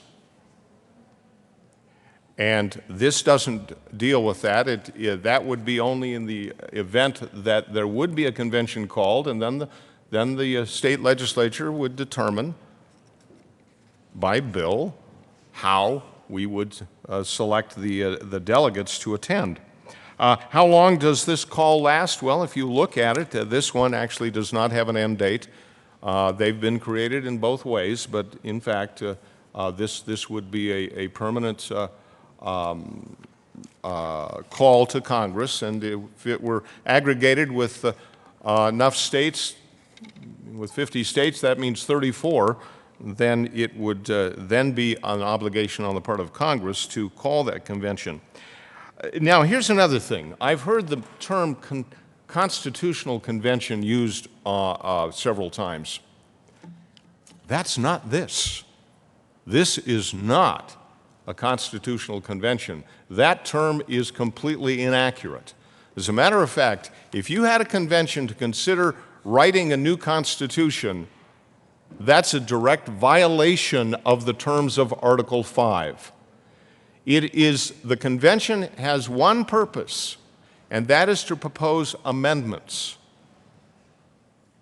So any convention that would step out of those bounds and go beyond that and say, oh, well, instead of this constitution, we want you to take this one, they're completely in a different world. Somebody else, you could call a constitutional convention today if you want, on your own. It won't mean anything because you don't have the authority, and frankly, the Constitution doesn't provide for that authority ever. But to propose amendments, even as we have done 27 times to the Constitution, is what the convention is all about. Now, can it propose other amendments? Can it discuss other items? Well, the answer is yes and no. Mostly no. This memorial is calling for a convention with the sole purpose of term limits.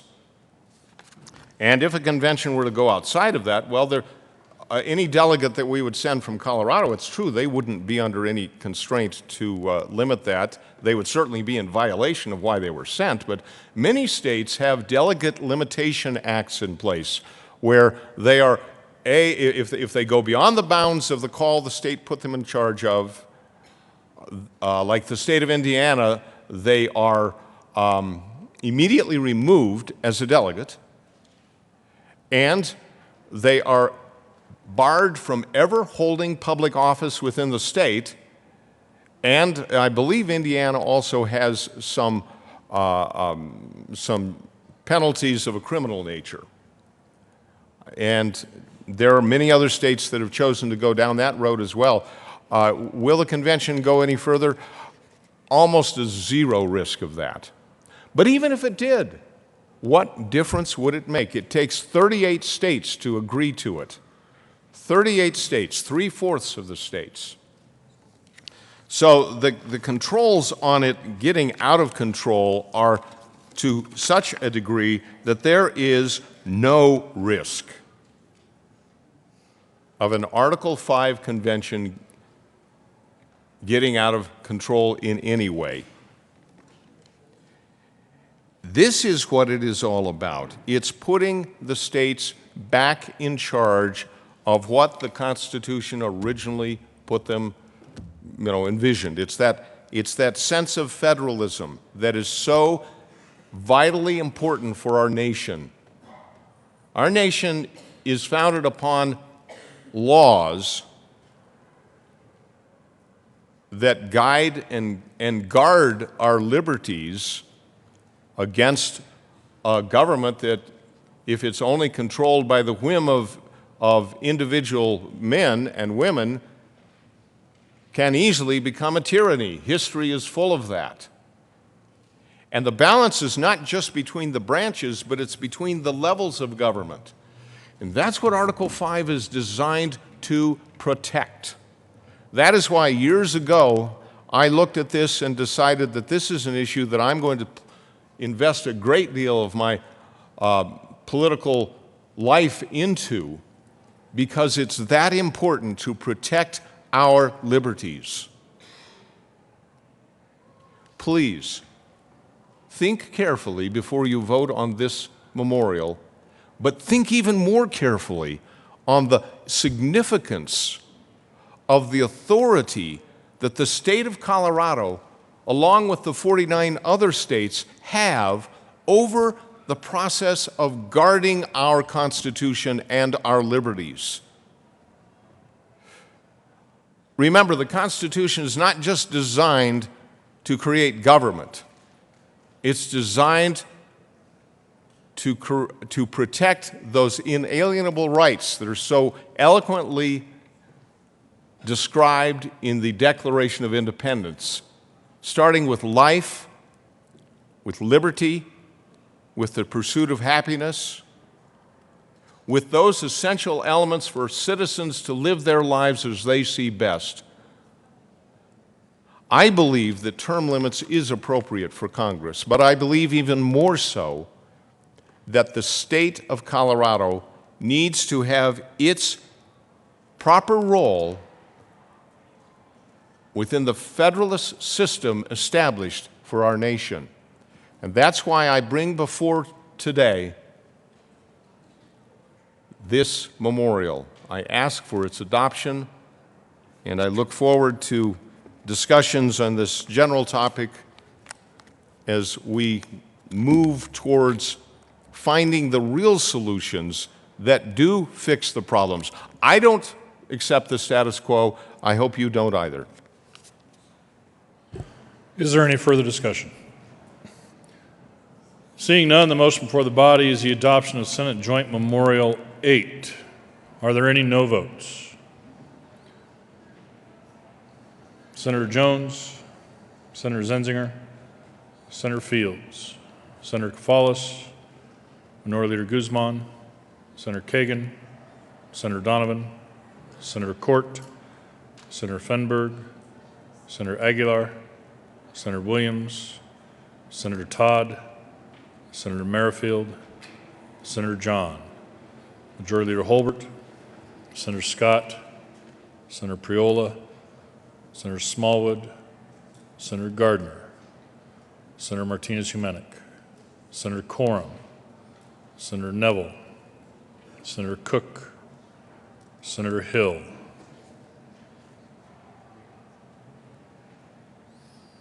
Please add the President.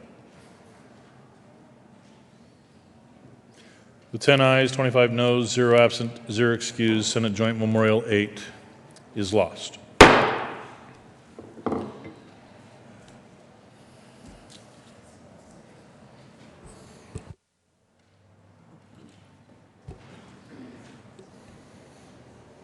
Consideration of House amendments to We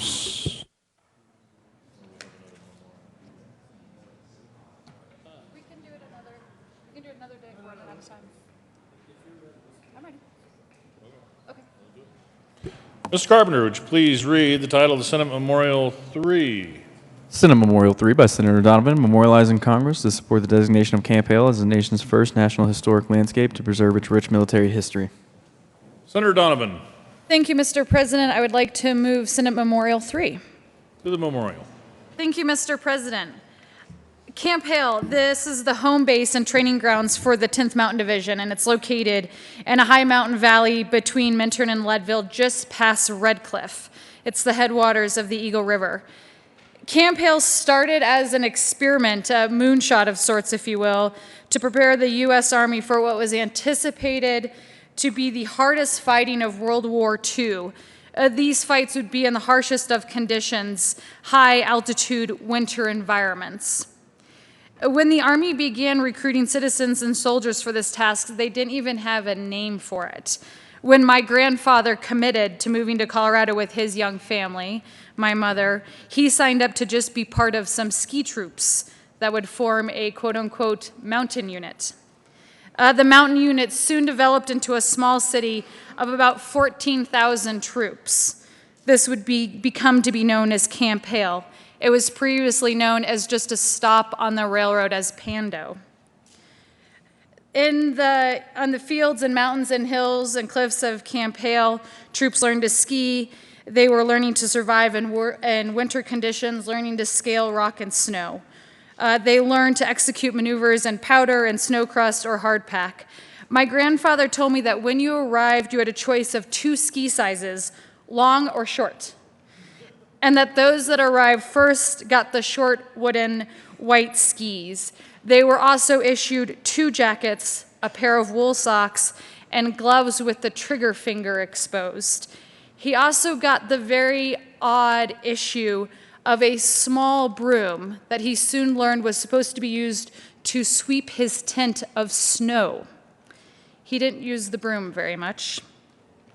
The winter mountain training would be put to the test in 45 when the 10th arrived at the foot of Riva Ridge. Through an incredibly risky night operation, the 10th took Riva Ridge, and then the next day they attacked Mount Belvedere. Through this maneuver, they gained the figurative and also the literal high ground in the larger goal of taking Italy. It was a bold, brave move that gained the 10th international respect. In the meantime, my grandfather was sent to lead troops up the Pacific Island chains, and what he called the ultimate wisdom of the Army, he was trained in snow and then fought in the jungle. But that's a story for a completely other day. The 10th Mountain Division is a legendary entity and a unique part of our military history. It remains a testament to the hard work and remarkable bravery of the United States Army and the citizens that formed it. My grandfather was indeed one of those great men. I often carry his Army insignia with me as I work in these halls to remind me of the history of the greatest patriots whose shoulders we stand on. I hope you can join me today in asking the U.S. Congress to add further protections to this landscape that formed the 10th Mountain Division, to create a place that can remind all of us of the history that created this great nation. The historical importance of Camp Hale is complemented by its new role, as U.S. veterans from across the country have found the natural surroundings of Camp Hale as a healing resource to transition back to civilian life. We owe much to the 10th Mountain Division, not only for their heroic actions in World War II and other theaters of the war, but also because their return to the United States bought us down jackets and Olympic ski coaches. It bought us Vail and it brought us a basin. It brought us ski instructors and Steamboat, to name just a few of their impacts on our lives. It probably also likely brought me to Colorado. The lesson they learned as soldiers is a lesson we need to remember today. If you haven't trained in the mountains, then the mountain itself is the barrier. I hope you can join me in honoring this legacy. Climb to glory.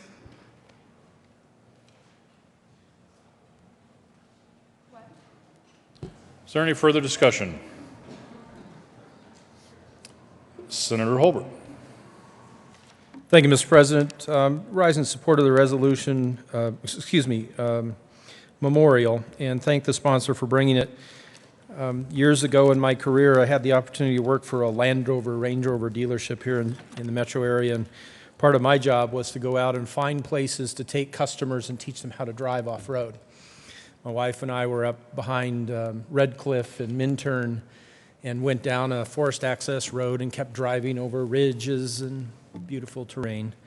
And then we descended steeply down into this area, and I kind of had an idea where we were, but we discovered Camp Hale at that time. And there's so much history in Colorado dating back into the World War II era. And it's very easy to miss that.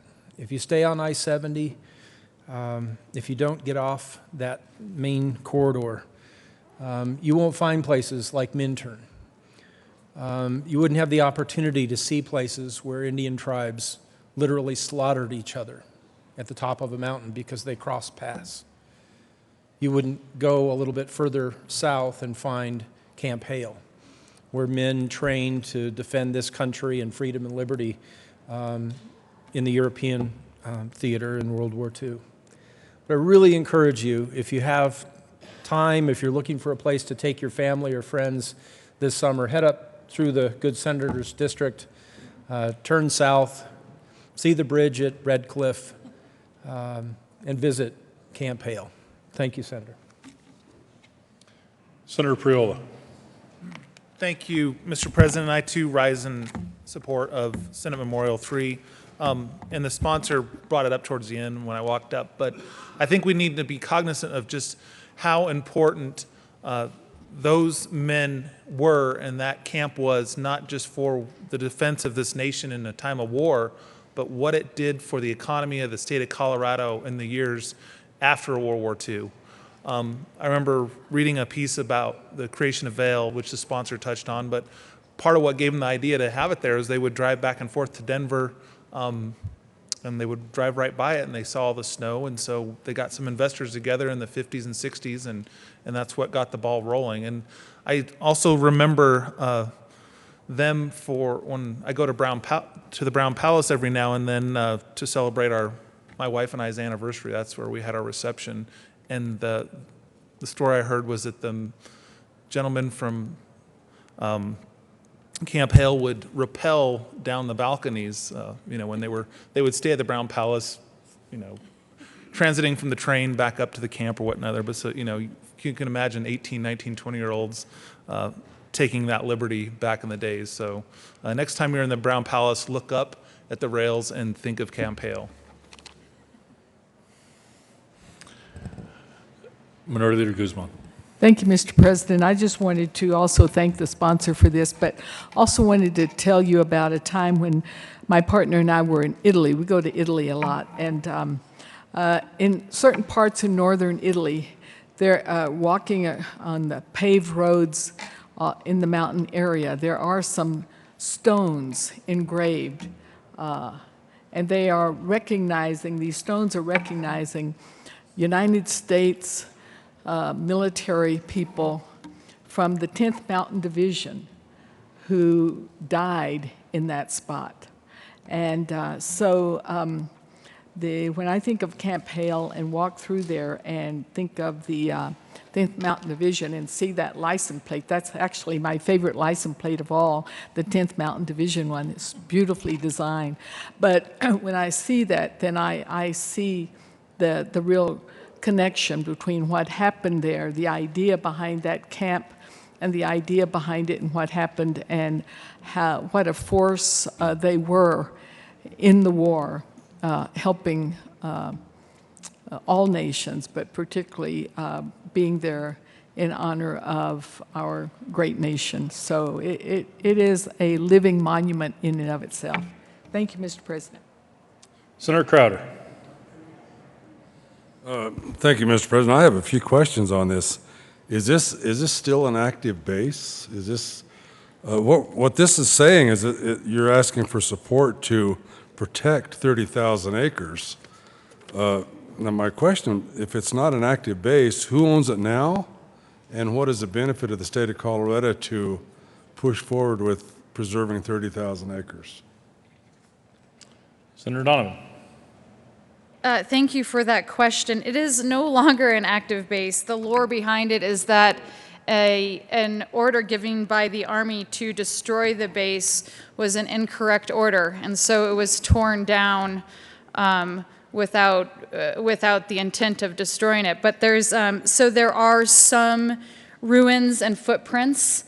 There's interpretive areas and trails, and so the reason that it is more than just the active base is we're trying to protect the entire landscape that was the Camp Hale. It's part of the White River National Forest. So does that fully answer your question, sir? Thank you. Is there any further discussion on Senate Memorial 3? Motion before the body is the adoption of Senate Memorial 3. Are there any no votes? With 35 ayes, 0 noes, 0 absent, 0 excused, Senate Memorial 3 is adopted. Co-sponsors. Senator Aguilar, Senator Todd, Senator Merrifield, Senator Fenberg, Senator Court, Senator Kagan, Senator Fields, Senator Koufalas, Senator Minority Leader Guzman, Senator Zenzinger, Senator Kerr, Senator Scott, Senator Priola, Senator Smallwood, Senator Tate, Senator Lambert, Senator Martinez-Humenick, Senator Gardner, Senator Marble, Senator Cook, Senator Hill, Senator Sonnenberg, Majority Leader Holbert, Senator Moreno. Please add the president. Majority Leader Holbert. Thank you, Mr. President. I move the Senate proceed out of order for consideration of governor's appointments consent calendar, followed by consideration of governor's appointments. Motion is to proceed out of order for consideration of governor's appointments consent calendar and consideration of governor's appointments. All those in favor say aye. Aye. All opposed, no. Ayes have it, and we'll proceed out of order.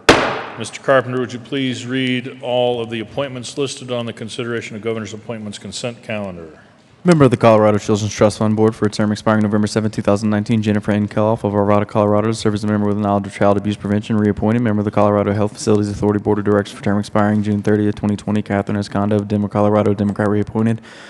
Members of the Hospital Provider Fee Oversight and Advisory Board for a term expiring May 15, 2017, Shepard J. Neville of Denver, Colorado, a consumer of healthcare who is not a representative or an employee of a hospital, health insurance carrier, or other healthcare industry entity, and occasioned by the resignation of Marino Ramirez Castro of Florin, Colorado, appointed for a term expiring May 15, 2019, Peggy Jordan Burnett of Denver, Colorado, Denver, an employee of a hospital in Colorado, reappointed.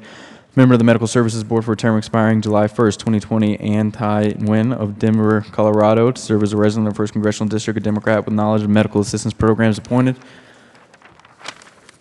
Member of the State Board of Human Services for a term expiring March 1st, 2019, Julianne Holligan Westendorf of Durango, Colorado, to serve as a county commissioner and occasioned by the resignation of the Honorable David Allen Foy of Otis, Colorado, appointed. Members of the Solid and Hazardous Waste Commission for terms expiring August 1st, 2019, Teresa Ann Coons of Denver, Colorado, to serve as a member of the public and as a Democrat, appointed. Elizabeth J. O'Connell of Aspen to serve as a representative of the academic community, and Democrat, appointed. Stephen Wendell Gillette of Berthoud, Colorado, to serve as a representative of local government and as a Republican, appointed. Members of the Coal Mine Board of Examiners for a term expiring July 1st, 2019, Richard Claire Chermick of Hotchkiss, Colorado, to serve as a coal miner of known experience and practice in underground coal mining and residing in the state of Colorado and actively engaged in the coal mining industry during the term of office, appointed for a term expiring July 1st, 2020, John Carroll Pullis of Paonia, Colorado, to serve as a Colorado mine owner, operator, manager, or other mine official actively engaged in the underground coal mining industry during the term of office, reappointed. Member of the State Board of Land Commissioners for a term expiring June 30th, 2017, John Michael Shaw of Denver, Colorado, to serve as a citizen at large and unaffiliated, occasioned by the resignation of Buck Blessing of Denver, Colorado, appointed. Majority Leader Holbert. Thank you, Mr. President. I move all of the appointments listed on the consideration of governor's appointments consent calendar, consisting of a member of the Colorado Children's Trust Fund Board, a member of the Colorado Health Facilities Authority Board of Directors, members of the Hospital Provider Fee Oversight and Advisory Board, a member of the Medical Services Board, a member of the State Board of Human Services, members of the Solid and Hazardous Waste Commission, members of the Coal Mine Board of Examiners, and a member of the State Board of Land Commissioners. Is there any discussion on any of the appointments on the governor's appointments consent calendar?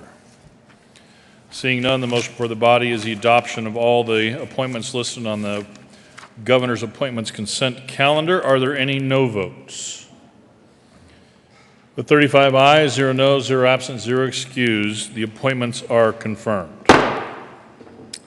Following persons have been appointed to the Colorado Children's Trust Fund Board: Jennifer N. Keloff; to the Colorado Health Facilities Authority Board of Directors, Catherine Escanda; to the Hospital Provider Fee Oversight and Advisory Board, Shepard J. Neville and Peggy Jordan Burnett; to the Medical Services Board, Ann Tai H. Nguyen; to the State Board of Human Services, Julianne Holligan Westendorf; to the Solid and Hazardous Waste Commission, Teresa Ann Coons, Elizabeth J. O'Connell, Stephen Wendell Gillette; to the Coal Mine Board of Examiners, Richard Claire Chermack and John Carroll Pullis; and to the State Board of Land Commissioners, John Michael Shaw.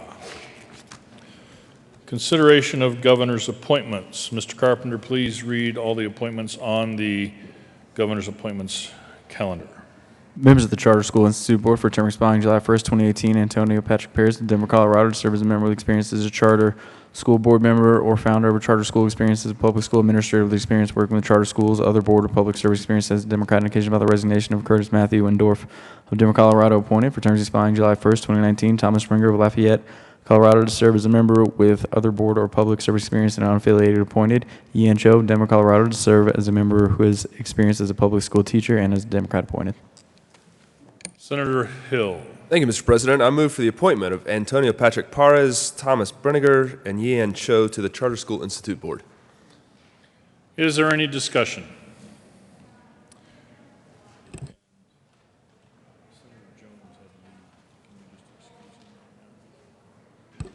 Please mark Senator Jones as excused.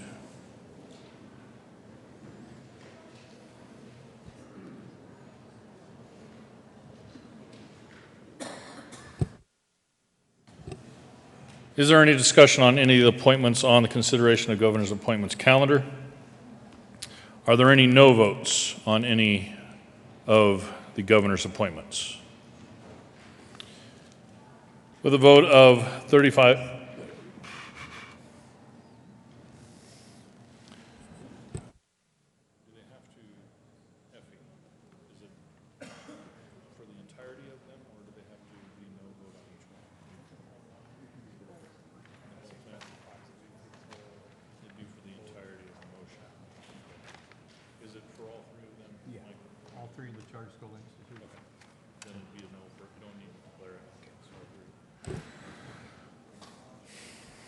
Senator Merrifield will be recorded as a no vote.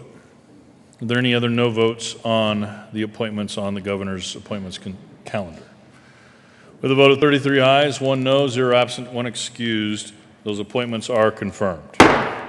Following persons are appointed to the Charter School Institute Board: Antonio Patrick Perez of Denver, Thomas Brenniger of Lafayette, Yian Cho of Denver.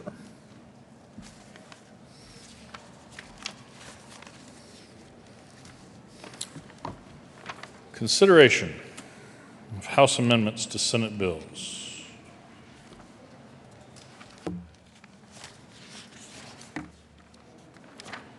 Mr. Carpenter, please read the title of the Senate Bill 254. Senate Bill 254 by Senator Lambert and Representative Hamner concerning the provision for payment of the expenses of the executive, legislative, and judicial departments of the state of Colorado and of its agencies and institutions for and during the fiscal year beginning July 1st, 2017, except as otherwise noted. Majority Leader Holbert. Thank you, Mr. President. I move to lay over Senate Bill 254 to the end of the consideration of amendments to consideration of House amendments to Senate bills calendar to follow Senate Bill 132. You've heard the motion. All in favor say aye. Aye. All opposed, no. The ayes have it, and that will be laid over to the end of this calendar. Mr. Carpenter, would you please read the title of Senate Bill 203? Senate Bill 203 by Senator Todd and Representatives Covarrubias and Kennedy concerning the prohibition against a carrier requiring a covered person to undergo step therapy and in connection therewith requiring coverage for prescribed medication that is part of the carrier's medication formulary. Senator Todd. Thank you, Mr. President. Good morning, colleagues. And I move Senate Bill 203 and wish to adhere to the Senate position.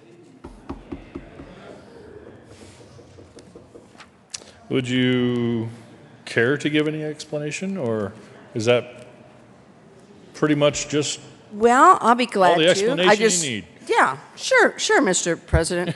I was just trying to be cognizant of how much we've been listening to people this morning. But at any rate, this is a bill that I think has been extremely important and has been very well vetted on talking about step therapy. And so what we have done on the floor as well as in Business Committee looked at what kinds of steps we can actually take for step therapy. And step therapy basically is a way of looking at people who are suffering from chronic diseases to not have to continue to make it more difficult and more cumbersome to get the medications that they need at the outset. When we first started, we talked about the fact that it would be used only for terminal cases. We made that change. Then we went back and we looked at that and said for chronic conditions. And again, people who are suffering from chronic diseases such as multiple sclerosis or Parkinson's or arthritis, rheumatoid arthritis, severe chronic diseases, do not need to go through all of the hoops and the steps of trying drugs that may or may not work. So as a result of that, in the business community, in the business committee, we came to the decision that it would be important that if a person has been already prescribed a certain drug, that they would not have to go backwards and start all over again. That was an extremely important piece that we were able to arrive at. And so when the bill went to the House, they took it back to a form where there was much more consideration for doctors to make the final decision. I still agree with that. I still think that is extremely important, that doctors should have the last say, because they're the ones that are most informed about the patient's conditions. That was not the will of the Senate, and so at this point, I have moved to adhere to what our Senate position was. And I'm hopeful that through that and through the summer, we can continue to look at and have conversations on making it easier on people who are really suffering from debilitating diseases, that they do not have to go through as troublesome and as cumbersome an appeal process as there is right now. And my hope is that there will be a little bit more of a compassionate path for them to follow. So with that, I am happy to go ahead and ask for your aye vote on Senate Bill 203 as the Senate sent it over to the House. Is there any further discussion? The motion is for the Senate to reject the House amendments and adhere to its position on Senate Bill 203. Are there any no votes on adherence? Senator John. With 33 ayes, 1 no, 0 absent, 1 excused, the Senate will adhere to its position on Senate Bill 203. No other motion is needed on that, Senator Todd. Mr. Carpenter, would you please read the title of the Senate Bill 17? Senate Bill 17 by Senator Aguilar and Representative Singer concerning adding stress disorders to the list of debilitating medical conditions for the purposes of the use of medical marijuana. Senator Aguilar. Thank you, Mr. President. Members, I move that the Senate concur with the House amendments on Senate Bill 17. We were doing so well. Please explain, Senator Aguilar. Yes, the House made several changes. First, they wanted to verify that the diagnosis of PTSD was not made for the first time with a marijuana recommending physician, but was a previously diagnosed condition. Secondly, they limited the scope to PTSD only, not acute stress disorder. And thirdly, they gave under the pressure of the Children's Lobby and said that one of the two recommending physicians for children had to be either an adolescent and child psychiatrist, a pediatrician, or a family practitioner. And this took Representative Singer a lot of work to get to this point and get consensus, and so I would ask that we go ahead and concur. Is there any discussion? The motion is that the Senate concur with House amendments to Senate Bill 17. Are there any no votes on concurrence? With 34 ayes, 0 noes, 0 absent, 1 excused, that motion is adopted. Senator Aguilar. Thank you, Mr. President. I move for the readoption of Senate Bill 17. The motion is for the readoption of Senate Bill 17. Are there any no votes? Senator Cook. Senator Lambert. With 32 ayes, 2 noes, 0 absent, 1 excused, Senate Bill 17 is readopted. Co-sponsors. Let's see, Senator Moreno, are already on? You're already on. Mr. Carpenter, please read the title of the Senate Bill 215. Senate Bill 215 by Senator Priola and Representative Gregg concerning the continuation under the Sunset Law of the Division of Real Estate and in connection therewith implementing the recommendations contained in the Sunset Report prepared by the Department of Regulatory Agencies. Senator Priola. Thank you, Mr. President. I move that we concur with House amendments on Senate Bill 215.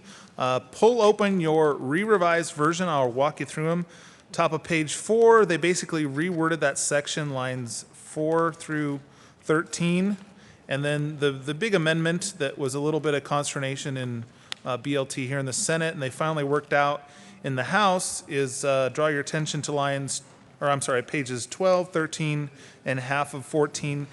This lists documents that will be considered agreeable as far as, let me find the term here, standard forms. So go ahead and read those House edits. The stakeholders are fine with that. I'm fine with that, and that's why I asked for us to concur. Senator Kerr. Thank you, Mr. President. I'd like to thank the sponsor for being so thorough and detailed in his explanation, and I think I shall be an aye vote on this motion. Senator Priola. Thank you, Mr. President. And members, I just want to be thorough because if you noticed at the beginning of the session, there were a couple folks who wanted me to explain the amendments, so I thought I'd explain them this time. Is there any further discussion? The motion is for the Senate to concur with House amendments to Senate Bill 215. Are there any no votes on concurrence? Senator... No? Yes? No? Senator Baumgardner. Are there any further no votes on concurrence? With a vote of 33 ayes, 1 no. May I proceed, Mr. Carpenter? Thank you. 0 absent, 1 excused. The Senate concurs with House amendments to Senate Bill 215. Senator Priola. Thank you, Mr. President. Members, I move to repass Senate Bill 215. The motion is for the readoption of Senate Bill 215. Are there any no votes? Senator Marble, Senator Baumgardner. Majority Leader Holbert. With 32 ayes, 3 noes, 0 absent, 1 excused, Senate Bill 215 is readopted. Co-sponsors. Mr. Carpenter, please read the title of Senate Bill 244. Senate Bill 244 by Senator Priola and Representative Gray concerning retail food establishment license fees. Senator Priola. Thank you, Mr. President. I move to concur with House amendments on Senate Bill 244. Please provide a brief explanation. Thorough, but brief. Thank you. Senator Priola. Yes, Mr. President. So, members, once again, please pull open your re-revised version in the bill folder. Go to the top of page 3.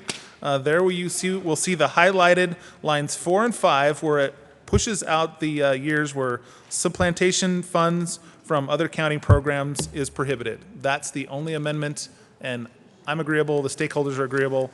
Ask for an aye vote. Is there any further discussion on concurrence? The motion before the body is that the Senate concur with House Minority Leader Guzman. Thank you, Mr. President. I wonder if we could get a description of plantation funds. Senator Priola. Thank you, Mr. President. Senator Guzman, I believe that I said supplanting. I'm saying the good senator from Pueblo, supplanting. Denver. Minority Leader Guzman from Denver, supplanting. No. Supplanting funds for other county purposes. I believe the correct word is supplantination. Is there any further discussion? The motion is that the Senate concur with House amendments to Senate Bill 244. Are there any no votes? With 34 ayes, 0 noes, 0 absent, 1 excused, the Senate concurs with House amendments to Senate Bill 244. Senator Priola. Thank you, Mr. President. I move to repass Senate Bill 244. The motion is for the readoption of Senate Bill 244. Are there any no votes? With 34 ayes, 0 noes, 0 absent, 1 excused, Senate Bill 244 is readopted. Co-sponsors. This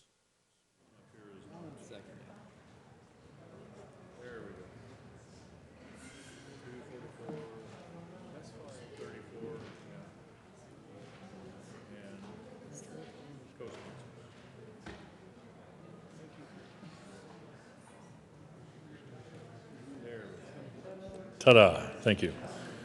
Mr. Carpenter, would you please read the title of Senate Bill 132? Senate Bill 132 by Senator Gardner and Representatives Wist and Melton concerning enactment of the revised Uniform Law and Notarial Acts as amended. Senator Gardner. Thank you, Mr. President. Colleagues, Mr. President, I move that the Senate concur with House amendments to Senate Bill 132. Would you, Senator Gardner? Thank you. To explain, members, it is very late in the session and it's just too much trouble.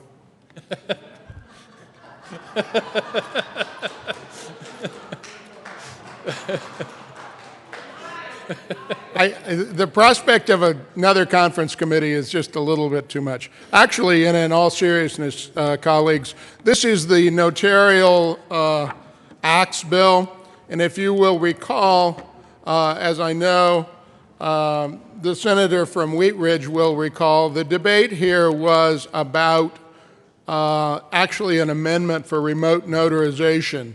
As it turns out, the Senate is a visionary, revolutionary body, and the House is not so much.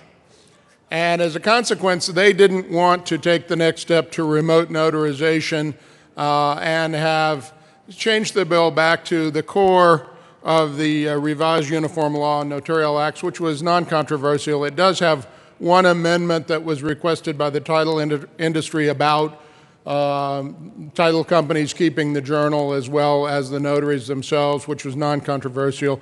And it is, in fact, a matter that we will see again, but for now, I would ask that the Senate concur. Is there any further discussion on concurrence? Senator Zenzinger. Thank you, Mr. President. I do have a question about the safety clause at the end. If you could please explain that for me. Is there any further discussion on concurrence? Seeing none, the motion is that the Senate concur with House amendments to Senate Bill 132. Are there any no votes on concurrence? Senator Neville, Senator Tate, Senator Marble, Senator Priola. With 31 ayes, 3 noes, 0 absent, 1 excused, the Senate concurs with House amendments to... It hadn't switched yet. Okay. With 30 ayes, 4 noes, 0 absent, 1 excused, the Senate concurs with House amendments to Senate Bill 132. Senator Gardner. Thank you, Mr. President. I move for the repassage of Senate Bill 132 and note that it does not, as amended, have a safety clause at this time because this particular matter doesn't really involve the public peace, health, and safety. It will take place in due course. And if the people of Colorado want to rise up and object to notarial acts, they'll have the opportunity to do so. Ask for an aye vote. The motion is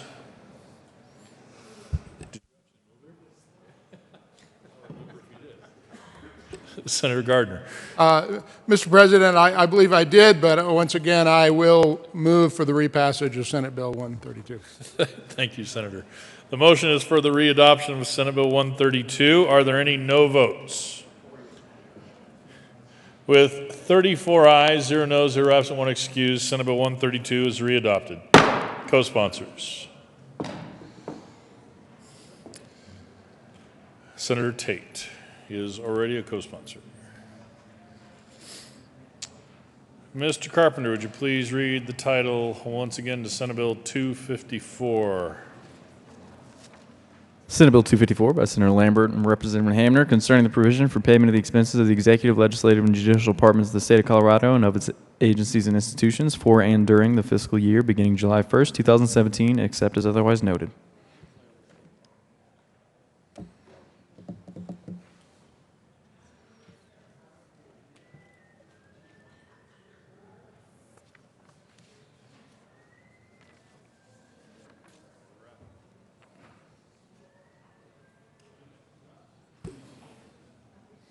Majority Leader Holbert. Thank you, Mr. President. I move that we lay over Senate Bill 254 until Wednesday, April 26th. Motion is to lay over consideration of Senate Bill 254 till April 26th. All those in favor say aye. Aye. All opposed, no. Ayes have it, and that will be laid over. Signing of bills. The President has signed Senate Bill 83 and 148. The President has signed House Bill 1008, 1185, 1188, 1219. Committee reports. Memorandum report from the Senate and House Committees on delayed bills pursuant to Joint Rule 23C. The Senate and House Committees on delayed bills acting jointly extend the following deadlines for Senate Bill number 17254, the long appropriations bill, the Friday, April 14 deadline. The 94th legislative day for adoption of the conference committee report on the long appropriations bill is extended until Wednesday, April 26, 2017. The 106th legislative day is further extended until Wednesday, May 10, 2017, the 120th legislative day. This memorandum shall be printed in the Journal of each House as is required by Joint Rule 23C. Signed, Senator Grantham, President of the Senate, Senator Holbert, Senate Majority Leader, Senator Guzman, Senate Minority Leader, Representative Duran, Speaker of the House of Representatives, Representative Becker K., House Majority Leader, Representative Neville P., House Minority Leader. April 25, 2017, Committee on Appropriations. After consideration of mayor's committee recommends the following. Senate Bill 280 be amended as follows, and as so amended be referred to the Committee of the Whole with a favorable recommendation. Announcements. Senator Martinez-Humenick. Thank you, Mr. President. Colleagues, tomorrow, Wednesday, April 26th, is Take a Stand Against Sexual Violence Day, and it's Colorado Denim Day, and the annual event that we have that unites communities to take a stand against sexual violence. And as such, if you would like to wear jeans tomorrow, denim, we need to have you pay $5, and we have these little boxes. We'll have one on each side of the podium here that you can come and put your $5 in. You can please either do it today or tomorrow, and we're on the honor system here. And I just want to make mention that the money will go directly to supporting the survivors and to helping to create change across Colorado for CCASA. Senator Fields. Thank you, Mr. President. Now, I want to give you a little background and history about where Denim Day, where it came from. It was in 1992 in a small town outside of Naples, Italy. A young woman was accused by her 45-year-old driving instructor of raping her during a driving lesson. He was sentenced to 34 months in prison before the case made its way all the way to the highest court in Italy. There, the sentence was overturned based on the justice's belief that the victim in this case was wearing her jeans too tight, and that the accuser couldn't have easily removed her jeans because she must have helped her rapist. And that's why we have this Wear Denim Day. And so, members, please, $5, and you get to wear jeans tomorrow, and it's going to support victims of sexual assault. Please join us tomorrow and wear some jeans. Senator Williams. And Thank you, Mr. President, and thank you for the sponsors of Denim Day. And I just wanted to clarify, does that mean we can wear our Chuck Taylors tomorrow also? For $5 more bucks? Senator Martinez-Humenick. Thank you, Mr. President. I would ask that that be okay for another $5 for tomorrow. And I'd also say that there's a donation little box here, and there's one in front of the green lamp over by the calendar as well. Thank you. Senator Tate. Thank you, Mr. President. Senate Bill 298 and Senate Business and Labor will be heard tomorrow instead of today. It will be first up at 2 o'clock tomorrow, Wednesday. Thank you. Senator Donovan. Thank you, Mr. President. Reminder, everyone, you got a flyer on your desk yesterday, but hope it's on your calendar for tomorrow, the Behavioral Health Caucus. It is our final one. We'll be meeting from noon to 1 in room 357. So I certainly hope you can join us noon tomorrow. Thank you. Senator Kafalis. Thank you, Mr. President. Good morning, colleagues. Tomorrow at noon, the Runaway and Homeless Youth Caucus will be convening at the noon hour, 12 to 1:30 in HCR 0109. Lunch will be provided. Our focus will be on preventing youth homelessness. There will be a flyer on your desks tomorrow. Thank you. Senator Kerr. Thank you, Mr. President. I ask for a moment of personal privilege. Granted. Thank you, Mr. President. I just wanted to mark today as the 50th anniversary of then Governor John Love signing House Bill 67-1426. It's a bipartisan bill carried by Senator John Birmingham and Representative Dick Lamb, and it showed good bipartisan work on a controversial issue at the time, and just wanted to mark today as being the 50th anniversary of that bill being signed. Thank you. Senator Lundberg. Thank you, Mr. President. I ask for a moment of personal privilege as well. Granted. Thank you. I appreciate that.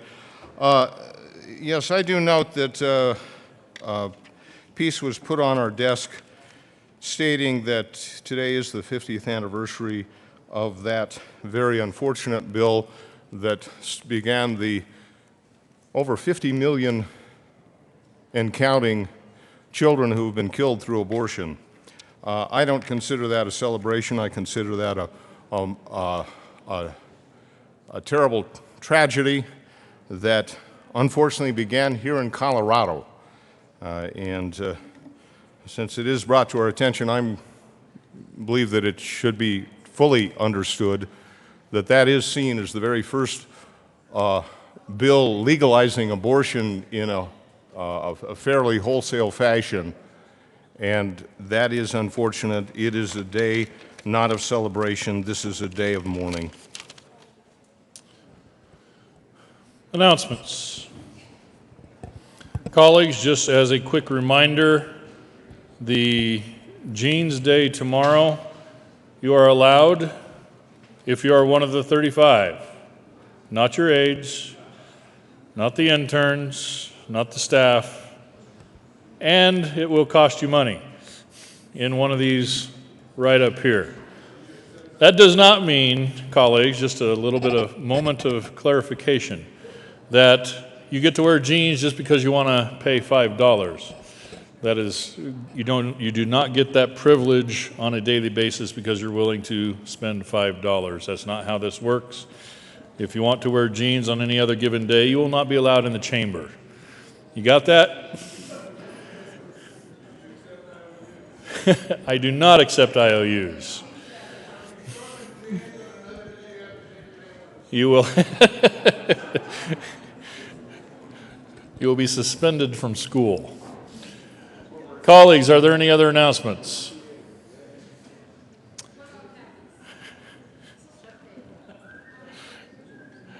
Majority Leader Holbert.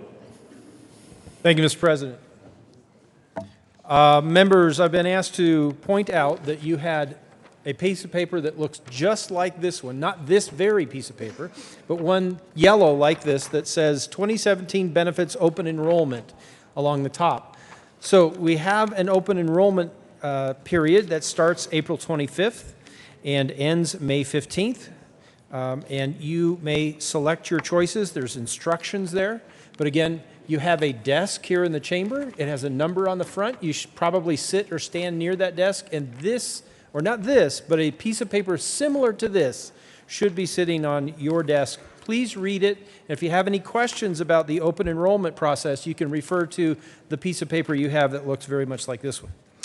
Mr. President, I move the Senate recess. We may have bills to read over later. This will kind of become the format from now until Wednesday, May 10th, or maybe Tuesday, May 9th. We may have bills to read over later today. You do not need to be here. Mr. President, I move the Majority Senate. Leader, hold on a second. Just for clarification, Senator Williams, yes. Chuck Taylor's. For an additional $5. I will allow that for tomorrow only. Mr. Majority Leader. Thank you, Mr. President. I move the Senate stand in recess until 1:30 p.m. today. The motion is to stand in recess until 1:30 p.m. today. All those in favor say aye. All opposed, no. The ayes have it, and we will stand in recess.